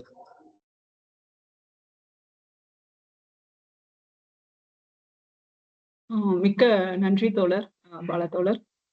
இந்த ஞாயிற்றுக்கிழமையில வந்து ஒரு அதிகாலையில் நடக்கும் ஒரு இலக்கிய கூட்டத்தில் வந்து கலந்து கொண்டதோடும் அல்லாமல் அந்த நூலை பற்றியும் நூலறிமுகம் வழங்கியவர்களை பற்றியும் உங்களுடைய கருத்துக்களை பகிர்ந்து கொண்ட நுழைப்புல நண்பர்களுக்கு வந்து என்னுடைய மனம் நிறைந்த நன்றிகள். அடுத்ததாக பேசுறீங்களா தோழர்? பேசுறேங்க. பேசுங்க. அனைவருக்கும் காலை வணக்கம். ரொம்ப அழகா பேசினாங்க 2 பேருமே. இந்த புத்தகம் வந்து சமீபத்துல தான் வாங்கினேன், ஒரு சில வாரங்களுக்கு முன்னாடி தான், இன்னும் படிக்க துவங்கணும். நானும் ஒரு 2 வருஷத்துக்கு முன்னாடி வால்பாறை போயிருந்தேன். வால்பாறை முதல் முறையா போறேன் நானு. ஆக்சுவல் பிளான் வந்து வெள்ளையங்கிரி மலை ஏறுறதா பிளான். அன்னைக்கு மழை இருந்ததுனால போக முடியல, வால்பாறை ஏறணும். அங்க இருக்கிற தேயிலை தோட்டங்கள்லாம் பார்க்கும்போது நண்பர்கள் கிட்ட பேசும்பொழுது இந்த தேயிலை தோட்டங்களே வந்து காடுகளின் அழிவிற்கான ஒரு முதல் காரணமா கூட இருக்கும் இல்ல. எவ்வளவு திரும்புற பக்கம் எல்லாமே தேயிலை தோட்டங்களா இருக்கும் வால்பாறையில. அது போட்டோ எடுத்துக்கிட்டோம், எல்லாமே ரசிச்சோம். ஆனா ஒரு கட்டத்துக்கு மேல நிறைய பார்க்கும்போது அப்ப எவ்வளவு மரங்கள் இந்த இடத்துல எல்லாம் இருந்திருக்கும், எவ்வளவு மரங்கள் அழிச்சிருப்பாங்க அப்படின்ற ஒரு எண்ணம் தான் வந்தது. சமீபத்துல ஒரு டாக்குமெண்ட்ரி பார்த்துட்டு இருந்தேன், எல்லோரும் இந்நாட்டு மன்னர்களே அப்படின்னு சொல்லிட்டு ஒரு டாக்குமெண்ட்ரி கலைஞர் டிவில வந்து ஒரு 5 வருடங்களுக்கு முன்னாடி வந்து அது ஒளிபரப்பாயிட்டு இருந்திருக்கு. இப்ப யூடியூப்ல இருக்கு அந்த டாக்குமெண்ட்ரி. ரொம்ப அழகா எழுதியிருக்காங்க. நான் அது இப்ப திரும்ப இந்த நிகழ்ச்சிக்கு வந்த பிறகு வெளியே போய் திரும்ப போய் பார்த்தேன் நான். ஒருவேளை இவரு நம்ம எழுத்தாளர் வந்து ஊடகவியலாளருங்கிறதுனால அவர் ஒருவேளை அதுல தொடர்பு இருப்பாரா அப்படின்னு சொல்லிட்டு என்னால கண்டுபிடிக்க முடியல. அந்த டாக்குமெண்ட்ரி கூட ரொம்ப அழகா சொல்லியிருக்கிறாங்க. அந்த மலைவாழ் மக்களுடைய வாழ்வாதாரம், அவங்க எப்படிலாம் எதனால கீழே வரமாட்டேங்கிறாங்க அப்படிங்கிற விஷயங்கள் எல்லாம் ரொம்ப அழகா சொல்லியிருக்கிறாங்க. ஒரு அம்மா பேசும்போது, இந்த மரங்கள்லாம் எங்களுக்கு சாமி மாதிரி, நாங்க எப்படி இந்த மரத்தை அழிப்போம், நாங்க எப்படி இந்த மரத்தை வெட்டுவோம் அப்படின்னு பேசுறாங்க. அதே மாதிரி அந்த குழந்தைகள் எல்லாம் காட்டுக்குள்ள விட்டாக எங்க வேணாலும் குழந்தைகள் எங்க வேணாலும் போயிட்டு வருவாங்க. ஆனா சமவெளியில வந்து விட்டா நாங்க எங்க உட்கார சொல்றோமோ அந்த இடத்த தாண்டி வேற எங்கேயுமே போக மாட்டாங்க அப்படின்னு அந்த சமவெளிக்கு வரும்போது அவங்க எப்படி ஒரு அந்நியனா நம்ம வந்து வேற ஏதோ ஒரு உலகத்துக்கு வந்திருக்கிறோம் அந்த மாதிரி ஒரு எண்ணத்தோட தான் அந்த குழந்தைகள் அந்த அந்த இடத்த விட்டு நகர மாட்டாங்க, அங்கேயேதான் இருப்பாங்க. ஆனா காட்டுல நீங்க எங்க விட்டினாலும் வந்துருவாங்க அப்படின்னு சொன்னாங்க. இந்த புத்தகம் இந்த இருவரும் பேசுனதை வச்சு எனக்கு ரொம்ப பயங்கர ஆர்வமா ஆயிடுச்சு. இன்னைக்கு நிறைய பேர் வந்து சூழலியல் சார்ந்து எழுதிக்கிட்டு இருக்கிறாங்க. அதுல எழுத்தாளர் அவர்களுக்கு மனதார பாராட்டுகளும் நன்றிகளும். ஏன்னா சென்னையில இருக்கிற ஒருத்தன் வந்து ஆனைமலையை பார்க்க முடியுமா அப்படின்னா வாய்ப்பு இருக்கு. ஆனா இந்த புத்தகத்தின் மூலமாக இது பார்க்கிறது வந்து ஒரு வித்தியாசமான ஒரு பார்வையா இருக்கும். இவங்களும் அதுக்கான ஒரு எங்களுக்கு ஒரு சாலை அமைத்து கொடுத்திருக்கிறார்கள் அப்படிதான் சொல்லணும்னு நினைக்கிறேன். ரொம்ப நன்றி. இந்த நிகழ்வுக்கும் நன்றி, பேசிய அனைவருக்கும் நன்றி. ரொம்ப அழகா சிறப்பான ஒரு நிகழ்ச்சி கலந்து கொண்டமைக்கு எனக்கும் மகிழ்ச்சி. நன்றி அனைவருக்கும். மிக்க நன்றி. கோமலா தோழர் பேசுறீங்களா? கை உயர்த்திருக்காங்க. பேசுறேன். அனைவருக்கும் வணக்கம். நான் இன்னும் அனைவருக்கும் வணக்கம். நான் வந்து ஆனைமலை இன்னும் வாசிக்கல. ஆனா சரிதாவும் பூங்கொடியும் அதை எல்லா விதத்துலயும் எல்லா வித கோணத்திலையும் அதை வந்து பறந்துபட்டு அனலைஸ் பண்ணிட்டாங்க. ஸோ இதுக்காகவே இந்த புத்தகத்தை வாங்கணும்னு நினைக்கிறேன். ஆனா இவரோட காடர் சிறுகதை தொகுப்பு நான் படிச்சிருக்கேன்.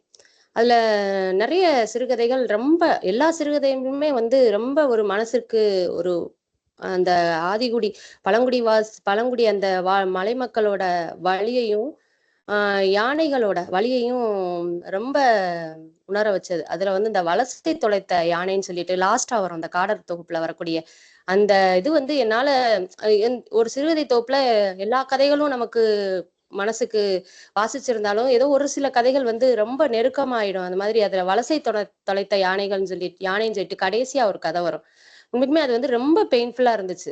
இந்த தொகுப்புல காடர் தொகுப்புல எல்லாமே வந்து அந்த மலைவாழ் மக்களுடைய சுரண்டல், அடுத்தவர்களால் எப்படி சுரண்டப்படுறாங்கங்கிற அந்த வழியும், யானைகள் தங்களுடைய வாழ்வாதாரத்தை தொலைச்சு அது எப்படிலாம் மாற்றப்பட்டு அது வந்து அதுகளோட வழியையும் வந்து அந்த வலசை தொலைத்த யானைகள்ல வந்து ரொம்ப அருமையா கடத்திருப்பாரு. அந்த யானை இனிமே காட்டுல போய் வாழவே முடியாது அப்படிங்கிற ஒரு சூழலை வந்து அதுவே அது அக்செப்ட் பண்ணிட்டு முகாமுக்கு திரும்பி வரக்கூடிய அந்த சூழல் வந்து ரொம்ப இதா இருந்துச்சு. இதுக்கு நிரந்தர தீர்வா என்ன இருக்க முடியும்? மனிதனும் அந்த கார்பரேட்டும் முற்றிலும் மடைகளை விட்டு வெளியேறி யாரு முதல்ல வாழ்ந்தாங்களோ அவங்களுக்கு கொடுத்துட்டு வெளியேறதை தவிர வேற வழியே இல்லை, வேற சாய்ஸே கிடையாது, தீர்வே கிடையாது அப்படிங்கிற மாதிரிதான் தோணுச்சு. அதே மாதிரி அதுல பணயம்னு ஒரு கதை, அதுவும் ரொம்ப ஒரு இதா இருந்துச்சு. மலைவாழ் மக்கள் வந்து எப்படி வந்து தங்கத்துக்காக அவங்க வந்து தோண்டி எடுத்துட்டு வருவாங்க, அது எப்படி வந்து அவங்கள சுரண்டப்படுறாங்கிறத ஒரு ஒரு பத்திரிகையாளர் போய் கட்டுரை எழுதிட்டு வருவாரு. அவரை வந்து எப்படி சுரண்டிடுவாங்க, இப்ப சுரண்டல் வந்து எல்லா இடத்துலயும் இருக்கு அப்படிங்கிற மாதிரி அந்த கதையும் ரொம்ப ஒரு நல்ல கதையா இருந்தது. அதே மாதிரி அந்த ஒரு ஆசிரியர் ஜெயராமன் ஆசிரியர், அவரை ஒரு மனிதாபிமானத்துக்குரிய ஒரு ஆசிரியரா, தன்னுடைய பொறுப்பை கடமையை சரியா செய்யற ஆசிரியரா இனங்காட்டி இருந்ததும் அதுல நல்லா இருந்தது. பிரசன்னா சார் சொன்ன அந்த நெல்லிக்காய், அதுல நானும் யோசிச்சேன். அந்த வரி வாசிக்கும் போது நானும் யோசிச்சேன், இது எப்படி மலைவாழ் மக்கள் தின்னது போக தானே விலங்குகள் சாப்பிட முடியும், அப்புறம் அவங்க எப்படி வந்து இந்த மலைவாழ் மக்கள் இல்லைன்னா இந்த புலிகள் மான் சாப்பிட்டு புலிகள் வாழக்கூடிய காப்பகமா இது மாறும்னு எப்படி இவங்க சொல்றதுக்கு எப்படி உங்களுக்கு மனசு வருது, இது எப்படி இந்த ஐடியாவே தப்பா இருக்கே அப்படிங்கிறது நான் யோசிச்சேன். ரொம்ப நல்லா இருந்தது. அவரோட எழுத்து நடை வந்து ரொம்ப நல்லா இருந்தது, வாசிக்க ஏதுவா இருந்தது. ரொம்ப அந்த சூவேணுகோபாலோட வலசை வாசிச்சிருக்கேன், அதை வந்து எனக்கு ரிலேட் பண்ணிக்கிட்டே இருந்தது ஃபுல்லா அந்த காடர் சிறுகதை தொகுப்பு. இதுக்காகவே நான் வந்து ஆனைமலை வாசிக்கணும்னு நினைக்கிறேன். வாழ்த்துக்கள் சார். சரிதாவுக்கும் பூங்கொடிக்கும் நல்ல ஒரு நிறைய விஷயங்களை இந்த ஆனைமலை நாவல்ல இருந்து சொன்னதுக்கு நன்றி. வணக்கம். மிக நன்றிங்க தோழர். நூல் குறித்தும் நூல் அறிமுகம் குறித்தும் கருத்துக்களை பகிர்ந்து கொண்ட நுழைவுல நண்பர்கள் அனைவருக்கும் மனம் நிறைந்த நன்றிகள். சூழலியல் அக்கறை கொண்ட, ஒரு இயற்கை மீது நேசம் கொண்ட, நிறைய கள ஆய்வு செய்து அதனுடைய எதிர்வினைகளை பொருட்படுத்தாமல் வந்து ஒரு தைரியமாக ஒரு இயற்கையை நேசிக்கும் ஒரு நபராக இந்த நாவலை வந்து வழங்கி இருக்கும் பிரசாந்த் வே. இன்னும் நிறைய வாசகர்களிடம் வந்து பரவலாக இந்த நாவல் சென்றடைய வேண்டும். இன்னும் முக்கியமான தமிழின் முக்கியமான இலக்கிய விருதுகள் அனைத்தும் இந்த நாவலுக்கு கிடைக்க வேண்டும் என்று வாழ்த்தி ஒரு நிமிஷம் நான் ஒரு நிமிஷம் பேசிடுறேன். அனைவருக்கும் வணக்கம். ஆக்சுவலி நேற்றைக்கு இருந்த அந்த புயல் சூழல், இங்க வந்து இருந்த மின்தடை, இந்த மாதிரியான ஒரு சூழல்ல இந்த நிகழ்ச்சியை நடத்த முடியுமாங்கிறத ஒரு ஐயப்பாடா இருந்தது. ஆனா ரொம்ப ஒரு அற்புதமான ஒரு நிகழ்வா அந்த நிகழ்ச்சி போயிருக்கு, நடந்து முடிஞ்சிருக்கிறத பார்க்கும்போது ரொம்ப நிறைவா இருக்கு. மிக முக்கியமா 2 பேரும், அதாவது ஒரே புத்தகத்தை எடுத்துட்டு சரிதாவும் பூங்குடியும் அவங்க பேசின அந்த பிரசன்டேஷன் வந்து ரொம்ப பிரமாதம். இது ஒரு நுழைப்புலம் அமர்வுல ரொம்ப ஒரு டிஃப்ரெண்டா ஒரு அற்புதமா இருந்தது. புத்தகத்தில் சொல்லப்பட்டிருந்த செய்திகள், அது குறித்து தோழர் பிரசாந்துடைய ஏற்புரை எல்லாமே ரொம்ப நிறைவா இருந்தது. மிக முக்கியமான ஒரு 2 செய்திகளை இங்க குறிப்பிடணும்னு நினைக்கிறேன். ஏற்கனவே குறிப்பிட்ட செய்திகள் தான். அனிதா ஸ்ரீகாந்த் பேசும்போதும் சரி, வேற யாரும் பேசும்போது அந்த டி எஸ்டேட் பத்தி எல்லாம் பேசியிருந்தாங்க. மூணாறு டி எஸ்டேட் பத்தி எல்லாம் பேசியிருந்தாங்க. கூடவே வந்து கிருஷ்ணகுமார் தோழர் அதை மென்ஷன் பண்ணியிருந்தார். நேற்றைக்கு இரவு கிட்டத்தட்ட ஒரு 12:30 மணிக்கு உட்காந்து நெய்வேலி பாரதிகுமார் தோழருடைய ஒரு குறுநாவல் எடிட் பண்ணிட்டு இருந்தாங்க. அந்த நாவல் எதை பற்றியதுன்னா ஒரு தேநீர் பற்றியது. அந்த தேநீர் தோட்டங்களுடைய அந்த தேயிலை தோட்டம் உருவாக்கம் பற்றியது. அதுக்காக எப்படி வந்து காடுகளை அழிக்கிறாங்க அப்படிங்கிறது. அதை வெறுமனே அந்த தேயிலை தோட்டங்களுக்கு உருவாக்குறதுக்காக காடுகள் அழிக்கிறதை பற்றி அவர் சொல்லாம, அங்க இருக்கக்கூடிய ஒரு பழங்குடி, அதாவது அவர் வந்து என்ன பண்றாருன்னா உதகையை எடுத்துக்கிறாரு. அங்க இருக்கக்கூடிய, அதாவது மேற்கு தொடர்ச்சி மலையினுடைய உதகமண்டலத்தை எடுத்து அதனுடைய பின்புலத்துல இருந்து அந்த கதை எழுதுறாரு. அதுலயும் அங்க இருக்கக்கூடிய அந்த மலைவாழ் மக்கள் எவ்வளவு தூரம் அந்த மலையை நேசிக்கிறாங்க, அந்த மரங்களை நேசிக்கிறாங்க, அதே போல பல்லுயிர்களை எப்படி நேசிக்கிறாங்க, காணுயிர்கள் அனைத்தையும் எப்படி நேசிக்கிறாங்க, அதெல்லாம் ரொம்ப அழகா ஒவ்வொரு செய்திகளா குறிப்பிட்டு சொல்லிட்டே வந்துட்டு இருப்பார். இது எதுக்காக நான் இது சிங்க்ரனைஸ் பண்றேன்னா, இப்ப இந்த நம்ம என்ன நினைக்கிறோம்னா, காடுகள்னாவே இப்ப இந்த தேயிலை தோட்டங்கள் ஒரு மைண்ட் செட் நமக்கு அதெல்லாம் வந்துருது. இந்த இயற்கைனா பச்சையா இருந்தா வந்து நம்ம இயற்கையை நம்ம நினைச்சுக்கிறோம். ஆனால் பசுமையும் வந்து இயற்கையா வந்த பசுமையெல்லாம் அழிச்சிட்டு நம்ம வந்து செயற்கையா உருவாக்குறோம். எல்லாவற்றையும் வந்து பொருளாதார கண்ணோட்டத்தோட பணமாவே பாக்குற ஒரு மனநிலை இந்த சமூகத்துல உருவாகிட்டே வந்துட்டு இருக்கு. இப்ப பிரசன்னா தோழர் வந்து ஒரு செய்திகள்லாம் குறிப்பிட்டாரு, அவர் வால்பாறை போயிட்டு இருந்த அனுபவத்துலாம். அதே போல கல்வி தொடர்பா அவர் ஒரு ஃபேஸ்புக்ல ஒரு ஷேர் பண்ணியிருந்தாரு, ஒருத்தருடைய கருத்தை வேற ஒருத்தருடைய கருத்தை ஷேர் பண்ணியிருந்தாரு. அவர்கிட்டயும் அது என்னன்னா, இந்த கல்விங்கிற முறை நமக்கு என்னன்னா, நீங்க கவனிச்சு பார்த்தா நமக்கு நல்லா தெரியும். என்ன கல்வி, இந்த கல்வி முறை நமக்கு எதை தருதுன்னா, ஒரு வெறுமனை பொருளாதாரத்தை எப்படி சம்பாதிக்கிறதுங்க மட்டும்தான் நமக்கு தருது. அந்த பழங்குடி மக்களுக்கு காடு சம்பந்தமான எவ்வளவு அறிவுகள் இருந்தது, அந்த அறிவு வந்து ஏன் வந்து நம்மளால பயன்படுத்தப்படலை. இப்ப ஒரு உதாரணத்துக்கு சொல்ல போனா, அந்த பறவைகளுடைய ஒலி குறித்து எழுத்தாளர் பிரசாந்த் அதுல குறிப்பிட்டிருக்காரு. பூங்கொடி சொன்னாங்க, அந்த பறவைகளுடைய ஒலியை வைத்து, அதே போல அந்த மரம் வெட்டக்கூடிய அந்த ஒலியை வைத்து, இந்த சத்தங்களை எல்லாம் வச்சு வந்து அவங்க ஒவ்வொன்றையும் காட்டை எப்படி வந்து பகுப்பாய்வு செய்து அதை ரொம்ப அற்புதமா அவங்க அந்த காட்டை பற்றிய புரிதலுக்கு அவங்க வர்றாங்க. வீரப்பனை பற்றி சொல்லும் போது நிறைய பேர் வந்து அதை பல்வேறு இடங்கள் அது பதிவாகி இருக்கும். காட்டில் இருக்கக்கூடிய ஒவ்வொரு பறவைகளுடைய அசைவிலிருந்து அது எழுப்பக்கூடிய ஒளியிலிருந்து எல்லாத்தையும் வந்து கணிச்சு வச்சிருந்தால மட்டும்தான் வீரப்பனால காட்டுல எப்பவுமே வந்து எந்த ஒரு சிக்கலும் இல்லாம எல்லா இடங்களும் நடமாட முடிஞ்சது, வாழ முடிஞ்சது அப்படிங்கிறதெல்லாம் எல்லாரும் சொல்லியிருப்பாங்க. அதே போல அந்த காட்டிலேயே இருக்கக்கூடிய அந்த பழங்குடி மக்களாக இருக்க நம்ம என்ன பண்றோம்னா, பழங்குடி மக்கள்ங்கிற ஒரு சொல்லை சொல்லி அவங்க எல்லாம் பழமைவாதிகள்ங்கிற மாதிரியான ஒரு மனநிலைக்கு இங்க மனநிலை உருவாக்கணும். அவங்களை தொல்குடிகள்னு சொல்றது இன்னும் கொஞ்சம் சிறப்பா இருக்கும்னு நினைக்கிறேன். பழங்குடிகள்ங்கிறத தொல்குடிகள், ஏன்னா அவங்க தொன்மை, அந்த தொன்மத்திலிருந்து வரக்கூடியவங்க, அதனால வந்து தொல்குடிகள் சொல்றது இன்னும் கொஞ்சம் சரியா இருக்கும்னு நினைக்கிறேன். அந்த மக்களினுடைய அறிவை நம்ம பயன்படுத்திக்காம, நமக்கு தெரிஞ்சதுதான் அறிவு, நீங்க இதை வந்து படிங்க, அதாவது எழுத்தறிவை கொடுப்பது எந்த விதத்திலும் நான் குறையாகவே சொல்ல மாட்டேன். ஆனால் அதை தாண்டிய பல்வேறு அறிவு இங்க சமூகத்துல இருக்கு. அவங்க கிட்ட இருந்து பெற வேண்டியதை விடுத்து அதை முழுக்க அழிச்சிட்டு நமக்கு என்ன தெரியுமோ அதை அவங்க கிட்ட இன்ஃபியூஸ் பண்ணி அவங்களை இதுதான் கல்வி அப்படின்னு சொல்லி நம்ம எங்க நகர்த்துறோம்னா, பணம் சம்பாதிக்கிறத நோக்கி நகர்த்துறோம். இப்ப நான் ஏன் வந்து பிரசன்னா தோழர் சொன்னதை கூட நான் குறிப்பிட்டிருந்தேன்னா, இந்த சமூகத்துல வந்து பெரிய ரெண்டு தாங்க, பெரிய அளவுல பணம் சம்பாதிச்சவங்க, பெரிய புகழ் வெளிச்சம் கிடைச்சவங்க. இவங்க என்ன நினைக்கிறாங்கன்னா, கல்வி எங்களுடைய வாழ்க்கையை மாற்றிச்சுன்னு நினைக்கிறாங்க. அது மாற்றமா அப்படின்னு பாத்தீங்கன்னா, அது எதை நோக்கிய மாற்றம் தான். எல்லாமே மாற்றம் தான். இங்க இருக்கிறது அங்க நகர்த்தி வச்சீங்கன்னா அது மாற்றம் தான். ஆனால் எதை நோக்கிய மாற்றம், ஒரு பாசிட்டிவான மாற்றமா அல்லது அழிவு சார்ந்த மாற்றமா அப்படிங்கிறதை நம்ம பார்க்க வேண்டியதா இருக்கு. நம்ம முன்னேற்றம்ங்கிறது இந்த அறிவியல், தொலைத்தொடர்பு எல்லாமே ஒரு பக்கம் வளர்ந்து கொண்டே இருக்க வேண்டியது அவசியமா இருக்கு. அதை தடுத்து நிறுத்தவே முடியாது. அதே நேரத்துல இப்ப இந்த புயல் மழையாக, இந்த புயல் நமக்கு எந்த அளவுக்கு, இந்த பெஞ்சல் புயல் என்ன அளவுக்கு போக்கு காட்டிக்கிட்டு இருக்கு. ஒரு வானிலை ஆய்வு மையம் இவ்வளவு நீங்க அறிவியல் தொழில்நுட்பங்களை வச்சிருக்கீங்க, அந்த புயலை நம்மளால முழுமையாக கணிக்க முடியாத அளவுக்கு அது போக்கு காட்டிக்கிட்டே இருக்கு. இப்போ கிடக்குதுங்கிறாங்க, அப்ப கிடக்குதுங்கிறாங்க, இதோ வருதுன்றாங்க, முன்னாடி ஒரு புயல் அனௌன்ஸ் பண்ணாங்க, ரெட் அலர்ட் கொடுத்தாங்க, கேன்சல் ஆகுது. அத்தனை அறிவுகளையும் தாண்டி இயற்கை வந்து தன்னுடைய வலிமையை, தன்னுடைய திறனை காட்டுது. இதையெல்லாம் பல தொல்குடிகள் வந்து அவங்களுடைய கணிப்புல பல்வேறு இடங்கள்ல தெரிஞ்சு வச்சிருந்திருக்காங்க.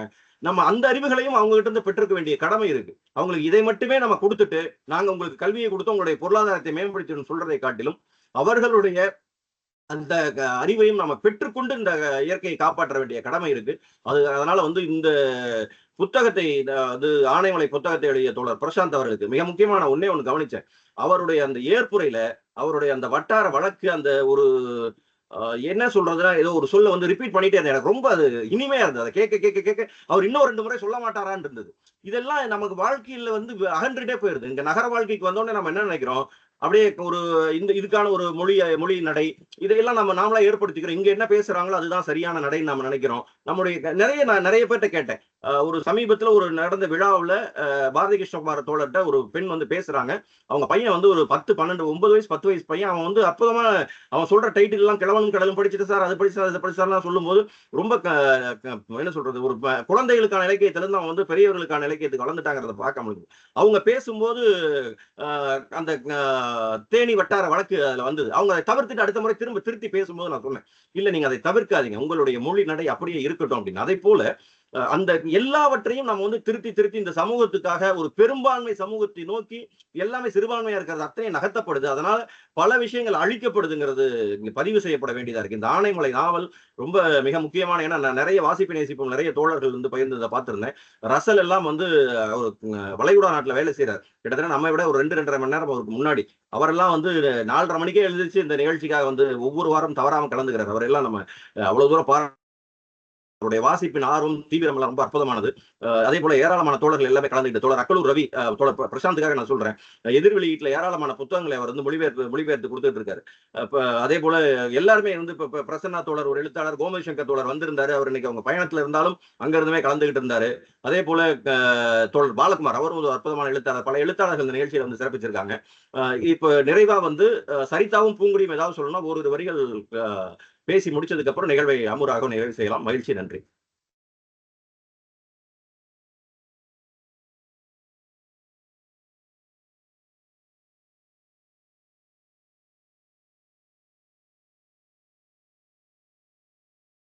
வணக்கம். பூங்குடி ஏதாவது பேசுறியா?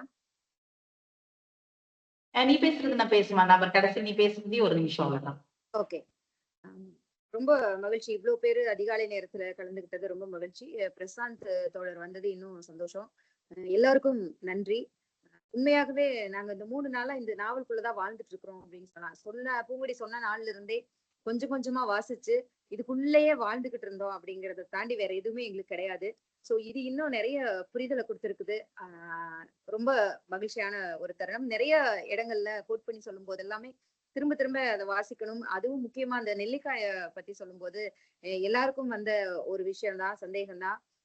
இன்னும் நிறைய எழுத விட்ட பகுதிகள் நிறைய இருக்கு. யார் வேணாலும் எழுதுங்க அப்படிங்கறத தாண்டி நீங்க இன்னும் எழுதுனா சிறப்பா இருக்கும். நீங்க சொன்ன அந்த யாழினியை பத்தின ஒரு விஷயம் வந்து கோட் பண்ணணும்னு நினைச்சு நான் மறந்தேன். ஆக்சுவலா ரொம்ப நாளைக்கு அப்புறம் யாழினி பாக்குறதுக்காக இளன் வரும் பொழுது ரொம்ப சோர்வா இருக்கு, சரி வா 2 பேரும் சேர்ந்து ஒரு பேர் அடிக்கலாமா அப்படின்னு சொல்லிட்டு யாழினி கேக்குற அந்த சீன் வந்து எனக்கு ரொம்ப எப்படி சொல்றதுன்னு தெரியல. அந்த மாதிரியான ஒரு இடமா இருந்துச்சு. அதுக்கு பத்தி அவர்கிட்ட கூட பேசினேன். இன்றைய சூழல்ல ஒரு பெண் அப்படிங்கிறவ இப்படிதான் இருக்கணும் அப்படிங்கறத தாண்டி உடைச்சிட்டு வந்தாலும் இதுதான் பகுத்தறிவாகவும் இதுதான் முற்போக்காகவும் பார்க்கப்படுதா அப்படிங்கறத தாண்டி அதனால என்ன அப்படிங்கிற மாதிரியான ஒரு இடத்துல வந்து நிக்குது. நாங்களே 80s 90s இருக்கிறதுனால இன்றைய சூழல்ல இப்படியான ஒரு சூழல் போயிட்டு இருக்குது அப்படிங்கறத ஒரு இடத்துல கோட் பண்ணது ரொம்ப நல்லா இருந்துச்சு. சரி, நன்றி.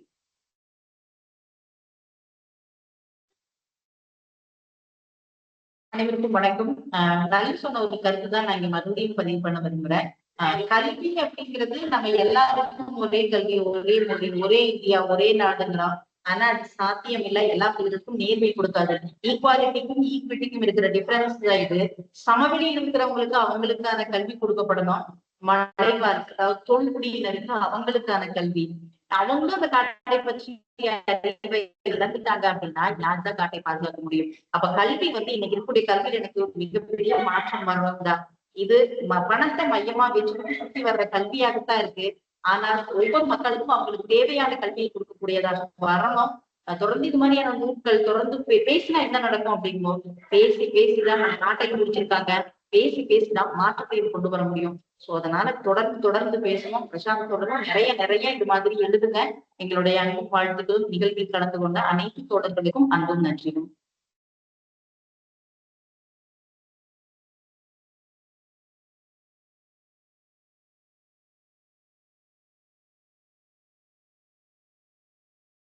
மிக்க நன்றி சரிதா பூங்குடி.